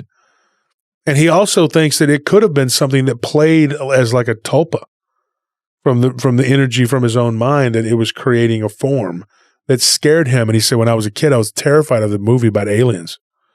And I go, well, what happened with that alien that it was? He goes, it killed it. I mean, they never came back, after that thing did what it did. That actually kind of makes sense to me because of the fact that the aliens that came, they couldn't sense it, even though it was technically in the room. Mm-hmm. And what makes me think is that it wasn't like physically there. It was connected to him. And it was like whenever he saw it, it wasn't something that was actually there. It was just playing in his head and using those emotions to build itself a body until it was eventually able to become something. And then when it was fully formed, it was able to attack these aliens that came. But it was like I'm wondering if it like attached itself to him and became like some kind of disease. And they were like, oh, we can't see this disease because it's not technically something out here. It's all on him. So until he shows us this thing, we can't see it. Mm-hmm. So once they showed it to but they also kind of became panicky once they saw what it was, because I think they recognized that it's something that was not good, and then it came out of the shadows. I wonder if it is like an alien, some kind of like alien disease. And then, well, I mean, if you think about it though, these aliens though, like even in the movie Aliens, mm-hmm. and Geiger, I mean, the guy that wrote those, or did the drawing, the art. I think he's German. I don't know. You could look that up. I don't know. I think he's actually German too. But what's crazy is like when you read about them or you look at them or what they do, they actually parasitize all forms of alien beings. Oh yeah, I mean they're literally like genetic. So what if this thing is literally the inspiration for Geiger? What if it was like that's the? I mean, I thought that when I was thinking about it, and I've told Nellie this story, so I was not the whole story, but I was telling her, I said I'm going to save this one for Halloween because she was like, you got to do these different types of stories, whatever. And so I was like, you know what? That definitely needs to be in the Halloween show. And what you said does make sense when you think about it. I mean, if you really look at what the creature is, not the creature we're talking about right now, but like the xenomorph, it's something that parasitizes people. Then it takes their genetic sample and becomes a creature that has that kind of like similar form. But this thing, it inhabits. I'm just totally theoretical here on how this other creature might work, the one that your friend saw. If that thing, parasitized your head and then became whatever monster spawn that you were terrified of and your fear, and it became that thing, then it kind of follows the same kind of sequence. I mean, it seems that there's a lot more similarities between the two than you would think. I was thinking. Yeah, go ahead. What if it's like some sort of interdimensional parasite? What if it's like, that's, like. You're both on the right track. I think that's on the right track. I don't know. Well, I mean, I was just really throwing out theories. I mean, I have no idea what this thing is. Me neither, but I mean, mine was just guesses. You have pretty good theories. I'm just guessing here, and it just seems like it might be some sort of like parasitic, interdimensional parasite, something that it feeds off of the energies, but it's not strong enough to overtake whatever host that it's taking the energy from. So I read something one time from a Sufi mystic, and I think that it was something me and David Weatherly talked about on the show, and I'll ask David about it. But it was I just remember reading. I think it was like in Fate magazine, and then that was like the abbreviated edition version of it. And then I talked to David and Nick Redfern about it, but this is some theory that we'd come up with. And one of the things that I remember was it was an article about a Sufi mystic that they had interviewed, and he said that there were these archons, right? But there's different kinds, different types. And one of the most dangerous of all the archons is one that is created by our own thoughts. And that these archons that are created by your own thoughts, they don't play by the same rules. They're not bound by a spiritual restriction and they're very unstable and they can be very nasty because they're not bound by any kind of whatever. They're literally a creation from us, not from God. And so it's really like an abomination, and they will do anything to gain power and control and to stay there. And so we, by our own will and actions and thoughts or whatever, can create and manifest some of the nastiest things. And they're worse than even the jinn or angels or anything that could possibly be imagined. Like they're that they can become that powerful, and they can set themselves up as gods and other things, and they're really just a creation of ours. Because according to what this guy was saying, we have that life and breath and spark of God, like I keep saying. He didn't say it in those words, but I know what he's saying is that we are from God. And so God imbued us with the ability to create. That's what we can do. We can create. And so then through creation, though, you can create some really bad things. You can breathe life into something that should not be. Think of a golem, but then it gets out of control, and then it goes after the people that created it because what do you want to do? You want to be free. So you turn on the creator. And so I think that we are all guilty of creating things that should not be, whether it's problems in our own life or strife with each other or whatever. I mean, we're dealing with that right now. People that are just created havoc, and then they obfuscate and they say, well, you started this. And then everything that you say, they just bounce it back at you. Well, no, you did. No, you did it. No, you didn't. They just keep, no matter what you say, no matter how much proof, they just keep saying they have the proof, and it never ends. But what comes out of that is something really bad. I mean, it's creating something like that is a cancer. It's a cancerous creation. And I think maybe life will find a way. But I think that these beings, like this creature, obviously those aliens had dealt with this kind of thing before because they were like freaked out, and then the panicky way that they went about dealing with him. I mean, I think that there was something to it. But and think about it, though. What they know, as opposed to what we know, they probably know a lot more than we do. But they recognize that, okay. And the fact that they were calling it a sentinel, that means like guardian. So what is that? I thought that was odd. And I asked him, I said, are you sure that they were saying it? But he said no. And they were saying this word, and it was in Greek, but they were calling it a sentinel. And it was interesting too that they used Greek because they knew that he studied Greek because it was Orthodoxy. And I said, dude, this is bizarre. This is a very bizarre case, a very bizarre incident. The guy's pretty, he just has a regular job. He lives his life. He's not, and since then he hasn't had anything happen. So I'm pretty sure those other extraterrestrial creatures didn't want to come back to him after dealing with that thing. They probably figured it was on him or around him. Or like, I mean, if it's one of those things where it's like, as soon as you see it run away, obviously they're not going to come back. They're probably just thought that, this one's done for. This guy, he let this thing loose, and there's nothing we can't help him. You can't do nothing. Yeah. So, and I'm just really interested in the, intergalactical policies of all of these beings. Like, how do they interact with each other? What is the hierarchy? What happens there? Because when you first told me the story, I thought like, oh, what if this was a creature that some of these other aliens go to war with, and this is like a entirely hostile creature that, this is something that they usually try to exterminate, and it somehow through one of these abductions just latched onto this guy. Maybe it was like a stowaway or something. And so, but they made me realize like what do they fight? What do they consider enemies? Or what are their biggest problems, or what are they afraid of? And that kind of terrified me when I started diving deeper into that. It's kind of a scary thought to think about. Like, what fear, or what makes the people that you're afraid of? Yeah. Well, along those lines, I got one more, and we can close it out. What time is it? Let's see. Because we're going to do a 2 hour. Well, we got 15 minutes, I guess. Is that correct? I can't move my eyes. Yeah. Okay, so I can tell this one. Of course, no Halloween would be complete without a Dogman story. Along the lines of what you're saying, folks, and this isn't perfectly orchestrated, but I kind of planned it this way. But anyway, one story leads into another, and I had you going because you probably thought we were going to quit. No, we're not. And I can't because it's not 2 hours, and we did say 2 hours, right? So here we go. What you were talking about, and we were talking about with the black goo.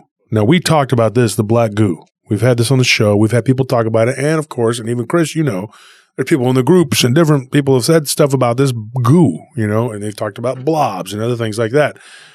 This is another one. Now, this one came out of Maryland. This was not, and this person's. I'm not going to give any more details other than the state because this person's family is connected to some people and that's not something that I can talk about. But we'll call her Shirley. And what happened was, and this is not a really long story, but when she was 12 years old, she threw something away in a trash can. And this was completely out of the blue. I mean, it was just, she was cracking eggs to make an omelet. And this was a very simple thing that happened. And so her dad comes home while now, a 12-year-old's probably not going to be very good at making food. And she wasn't supposed to be messing with the stove. She had an older sister her sister Annette was helping her make whatever. Dad comes home, they're latchkey kids. I know what that's like. Doesn't have time for it. Says, "What are you making?" "We're making omelets." "Okay, whatever." And goes, the mom comes home. She's infuriated. Why is it, whatever. So she gives her, and get this, she gives her basically not just cussing her out, which is my mom was not a nice person. Her mother beat her, like spanked her really bad, but like to the point where it was excessive. It was excessive, yes. They had made a big mess in the kitchen, and the mother, to me, the way it sounds is the mother was pretty unhinged. And so whenever she spanked her, she went overboard. And she says, I remember just sitting there and looking down into the trash, getting spanked. There was like a kitchen with an island on it, And she says, I'm looking down there in the trash, and I remember like my tears falling into the trash and hitting the eggshells, and there was like this egg yolk there. And get this is really weird. It has everything to do with what we were talking about earlier. She says that later that night, she hears something flopping around, bouncing around, like she thought it was a mouse or something, And she said they lived in an old house, and there were mice at times. She would catch them. It was, typically when it get cold in particular, and it was wintertime. So she goes downstairs. She's like on the staircase, whatever. Her parents didn't celebrate Christmas, which I thought was really bad because not like Jehovah's Witnesses or whatever, but they were atheists. They just they don't believe in anything. They didn't do anything. And so she said that she goes downstairs and it was Christmas time, and she remembers being sad because they didn't have a Christmas tree. There were no toys. They didn't get anything for Christmas. It was just another day. And so she's like, I thought, it was a few days before Christmas. I thought maybe it was, she's like, she's embarrassed to tell me. I thought it was Santa Claus. And I said, well, that's you were a child. You thought that. There's nothing wrong with that at all. But she was made to feel embarrassed for it, which is sad. Very abusive. Her dad was neglectful and her mother was just abusive. So she goes downstairs, and when she gets down to the bottom of the stairs, she sees the trash can kind of moving around, and she walks over there to the trash can, and she looks down, and she sees the eggshells. What was in the bit of the yolk that what is it called, the egg whites that were left inside of the shells. It was like congealing. Now, I asked her this question, and I said, what? I said, you watched it morph and turn into something? She's like, yes. It absolutely turned into a type of gelatinous blob like goo. Here's what I thought. Immediately when she was telling me this, I thought her tears gave life to whatever this is. That's exactly what I thought. And I was thinking, this is really weird because this gelatinous, like egg-like substance or whatever, she's like, it was bubbling, and she's like, and I stopped her, and I said, hold on, now you're going to ask your question, and I don't want you to get offended, and Anthony, y'all, and Tony, y'all know how to do this works. And I said, look, is there any way you maybe imagined this? You were 12 years old. She says, no, this was not my imagination. Kind of a little offended. I don't blame you. Understandably. I get it. Then I called her a stupid ass and I hung up, and that was it. No, I'm kidding. If I didn't do That's that, where the story ends. Good night, guys. Yep. Good night, folks. Happy Halloween. No. What happened was, she says, I told you I had an older sister. She's like, I screamed, and my older sister came down. It was like 3 or 4 in the morning, whatever. Her dad had already gone to work, and her mother was getting ready to leave. So she's like, if mom comes down here and hears you, whatever. Then she says she looks, and what they were looking at was no longer a gelatinous blob. It was a black goo, and it had kind of jumped up out of the side of the trash can and was crawling onto the floor. And I said, crawling? She goes, kind of like moving, like back and forth. Like if you took she's like, just take your hand and squeeze and go back and forth like that. And so I was like, okay. So she said that. And when she did that, I looked at my hand and I kind of moved my hand back and forth. And I thought so I put on one of my black gloves, and I was thinking about it, and I was like moving my hand back and forth, and I was like, what if that's what it looked like? I don't know. I was just trying to imagine it, And she said it was almost spider-like. And then when she said that her sister freaked out, she took a frying pan and tried to hit it. This thing just like shot underneath the counter, and she said we looked under there, and you could see like this spun out, almost like a web-like thing. It was like underneath the sink, underneath the dresser, the drawers of the cabinets. And she's like, so then we thought, we can't leave this thing in the house. She's like, go get mom. So she's like, I don't want to get my mom because mom's going to come out here and start freaking out, whatever. And she's like, so she did. She went upstairs to go get her mother. So she hears her sister Annette scream again. And then her mother's like, what's going on? She's getting ready for work, blow drying her hair, whatever. She runs back down the stairs, and she's like, her sister had it on her arm. So then she runs out into the cold, right? And she's like out in the middle of the backyard, and she's trying to pry this off of her arm, and she finally does. And she says she pulls it and she helps and she throws it, and this thing just like disappears into the darkness. They don't know where it went. It was in the backyard. Get this. Okay, they had a dog, a German Shepherd. Okay, the next day the German Shepherd was dead. Like it was gone. It was unalived. Laying there in the doghouse or whatever. They would bring it inside. When the parents would leave, they would have the dog inside, and then they would clean up and then put the dog back outside because the parents were heartless, didn't care about the dog. The parents were turds. I'm sorry, but your parents were turds. Okay. But the bottom line is that this dog was deceased. When they go to try to bury the dog, okay, this black goo was kind of hanging out of its mouth. And so they were like, whoa, this is weird. So then they go ahead and they notice it's not reacting. There's nothing happening.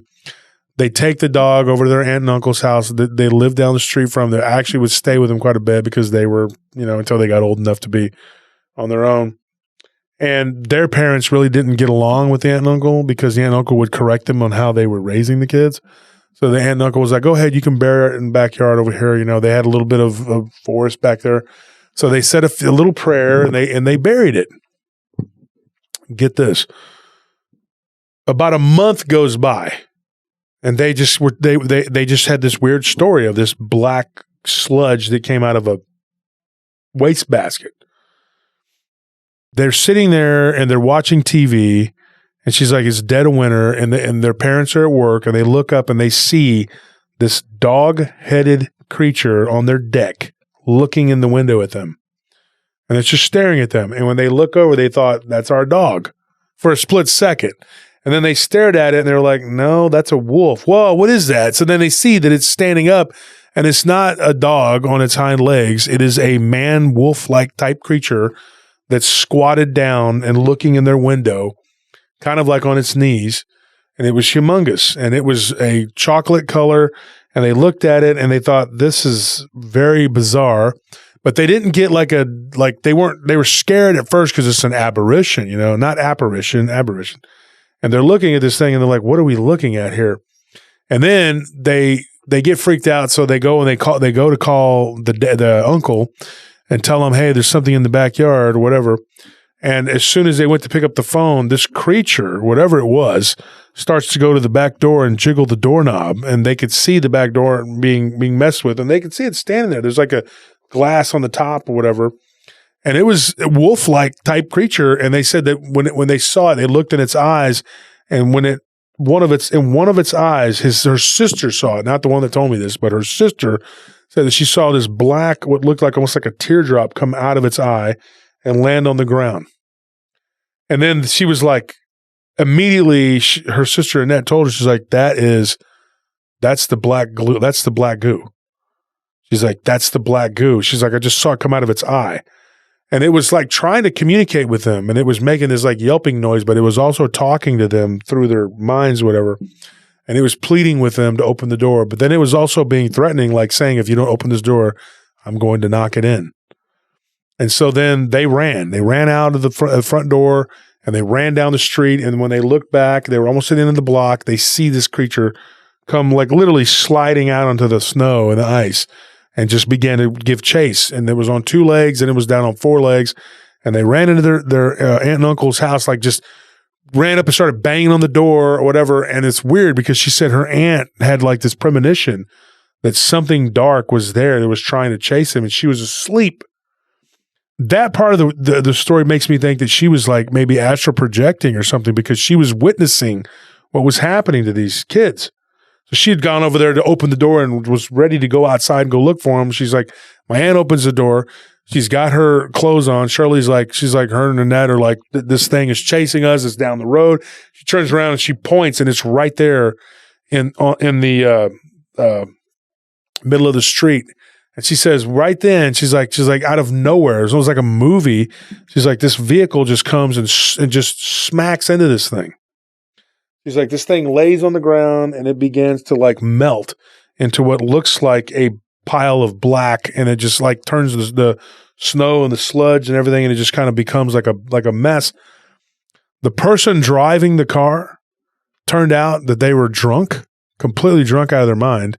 And she's like, and they didn't even know what they did. Their head was on the steering wheel and they were just sitting there like they're drunk or whatever. Police were called. This person got in trouble for drunk driving. Didn't even know that they had hit something or somebody. And when the police came, there was no trace of anything. It was just like the snow looked really dirty. And that was it. And she's like, dude, I know. She's like, she told me, she's like, I know it's a crazy story. She's like, I don't know if you want to believe me or don't believe me. It's up to you.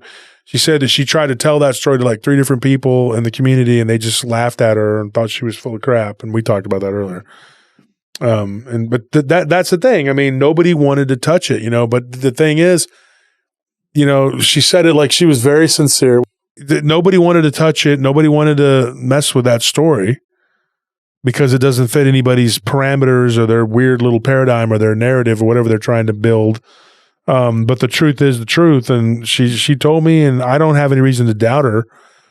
And she had a couple other weird paranormal things that happened too, but that's for another show. But not like that, nothing like that. And so I asked her this, and I had the question, and I'm going to ask you guys this too, and audience at home. What the hell was going on with that? I mean, I don't know, but it reminds me of that one guy who saw, what was it, a pig in the woods? Oh, he came on the show, yeah. Yeah, and it transformed into like this black goo or this black mass, and then transformed from that black mass, it took on the shape of a man, and not just like a naked man, but a fully clothed man, and just started walking. He saw that in a swamp, didn't he? I guess. I think it was in a swamp, yeah, because there was a listener of the show that he was in some kind of fishing and hunting field group or something. That guy gave us that story. That wasn't even he wasn't even a paranormal person. Yeah. Like he wasn't into any of that stuff. He just gave us that story. We got to find that episode so we can say that was on the live stream. Yeah. Yeah. And we've heard these stories so many times of the black goo, whatever that is. And so anyway, this person, she had somebody, thank goodness, reach out to her and tell her, hey, there's a guy that actually talks about the black goo on his show, and he'll retell your story, because she wasn't interested in telling the story herself, just a very nervous person. No, I'm not talking bad about you. Trust me, I'm not talking bad about it. I'm saying that I think you're like what you went through. Rightfully traumatized you. You were traumatized. And you weren't comfortable with speaking about it. And now I'm going to say another thing too. If it wasn't for her aunt and uncle and her sister, kind of vouching, I would have been a little apprehensive if it was just her, because maybe the trauma that she had suffered, she was just, who knows what she was doing in her mind. But no, her sister had this happen. Her sister was 4 years older than her, and confirmed that this really happened. So that was, and we didn't like have a long conversation or anything, but I believe that it really happened, and I mean, I can't say 100% about anything, but I don't think that there was a reason for this person to make this up and want to stay anonymous. A lot of times when people want their name out there too, when they're adamant about it or something, it kind of makes me think, well, maybe they're trying to get something out of it or something. This person was very adamant to not, because of her situation with her dad. Her dad's still alive. Her mother's not. Unfortunately, her mother had something very bad happen to her. But sad because she couldn't even like there was so much damage done by the mother that it was like, I don't know. She did tell me this, though, the day that she was crying and the tears were falling into the wastebasket, she said she was cursing her mom.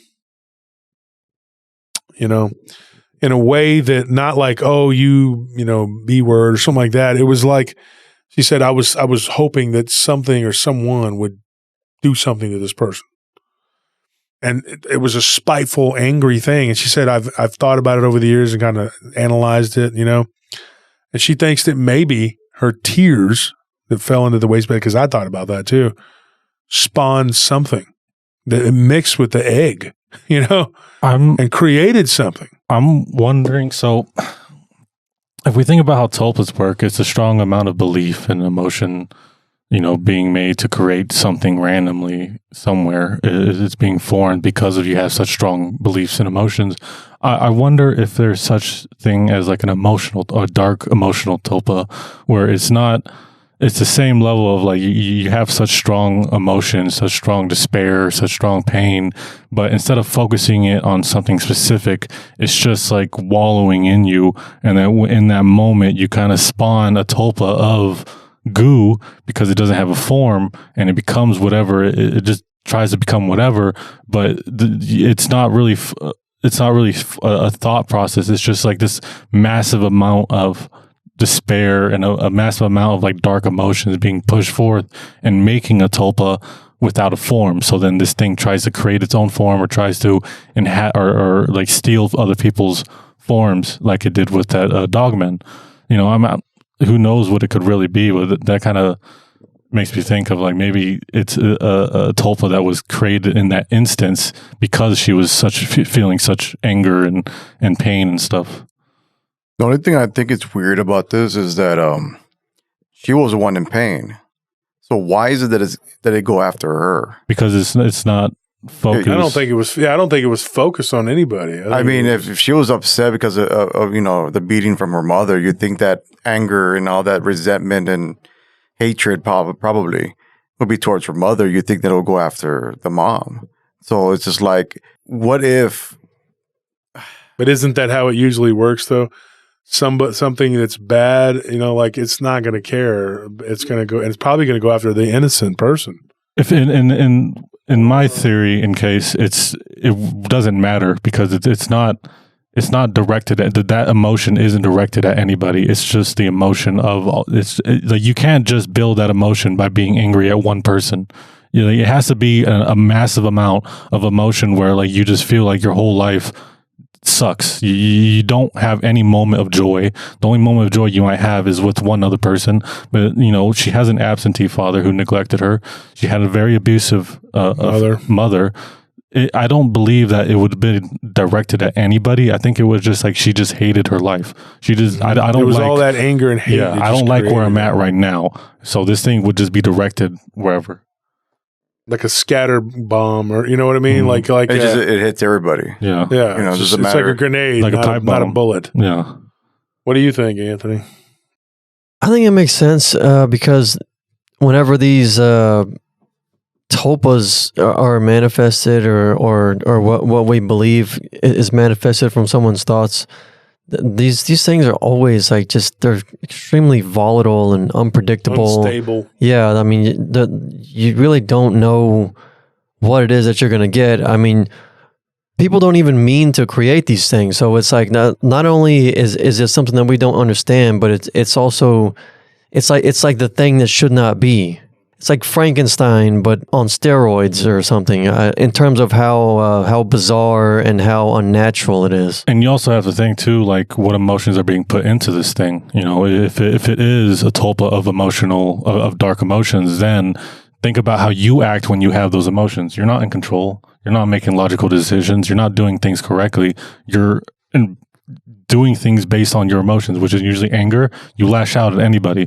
You know, if you have pain, you lash out at yourself. Or if you're depressed, you lash out at yourself. You know, those kind of things. You don't really have control about who or where or what you feel those towards. It's just. Do you think the egg had gave it some sort of? Did that help? It might have been like, you know, some kind of what is it? Were you like an offering maybe, but I don't know if maybe it like specifically eggs have. And do you think that this thing took the form of that dog? I think so. I think it took over the dog, or you know, and then just probably hibernated or something for like a month, because they said it was like a month. Or it killed the dog to gather strength and went into the woods to find something else. Or that too. And it just ran across. But the black goo was hanging out of its mouth when they buried it, though.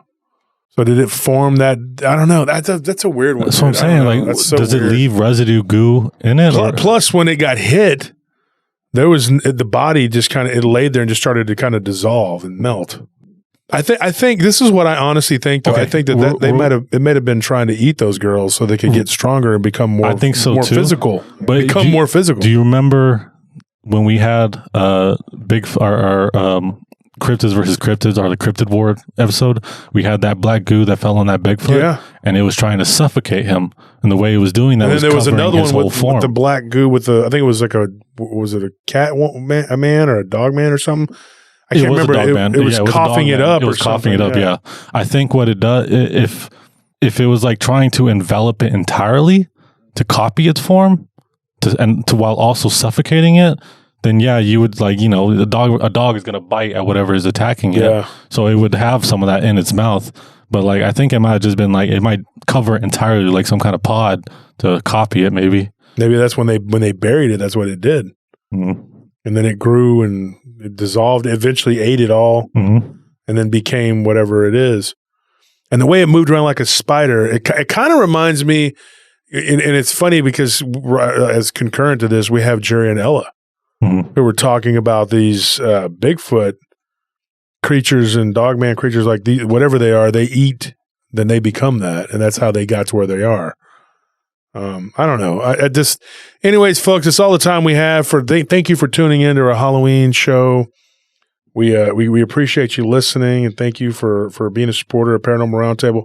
So we appreciate you. This is our Halloween show, and so we appreciate everything you've done for us and helped us, and all the ways that you've helped us. Thank you, Chris, for coming up. Thanks, Chris, for coming on and being here with us all weekend. The thing I got to say too, you know, is like, I'm sorry we had to start the show off talking about these miscreants that are doing what they're doing. You really, if you're in the group and you're just hearing what's going on here and there, bits and pieces, folks, it's not something where we can just block and delete and not. You can't ignore it. You can't ignore it. They've accused us of doing all kinds of outlandish things, and they've made some pretty serious allegations and claims, and then they have made hundreds of fake accounts. So I hate when people just try to trivialize it and act like it's just something. You think we haven't thought about it? Just trying to. You think we'd really care this much if we could just ignore it? I mean, if it was that simple, gosh, that's what we did with first was just. But then it was block, delete 100 times, and then you're like, what is going on here? But like Joe from Hellbent Holler said, I mean, it's like they could have hundreds of thousands of these accounts. Hundreds or even thousands. I mean, it's unbelievable what they're doing. Every day I get a new profile of me sending people friend requests and trying to pretend to be me. And it's just like, these people don't stop. They don't stop. And it's simple. They don't work.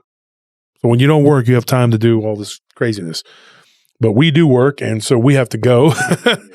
Folks, thank you. It's been fun. Happy Halloween. Happy Halloween. Thank you so much for tuning in to our Halloween episode. We hope you enjoyed it. I tried to save these, and these guys know that I was pretty excited. I had some pretty creepy stories that I'd gotten throughout the year, and I was like, I'm just going to save them up like I do every year, and I'm going to throw them at you.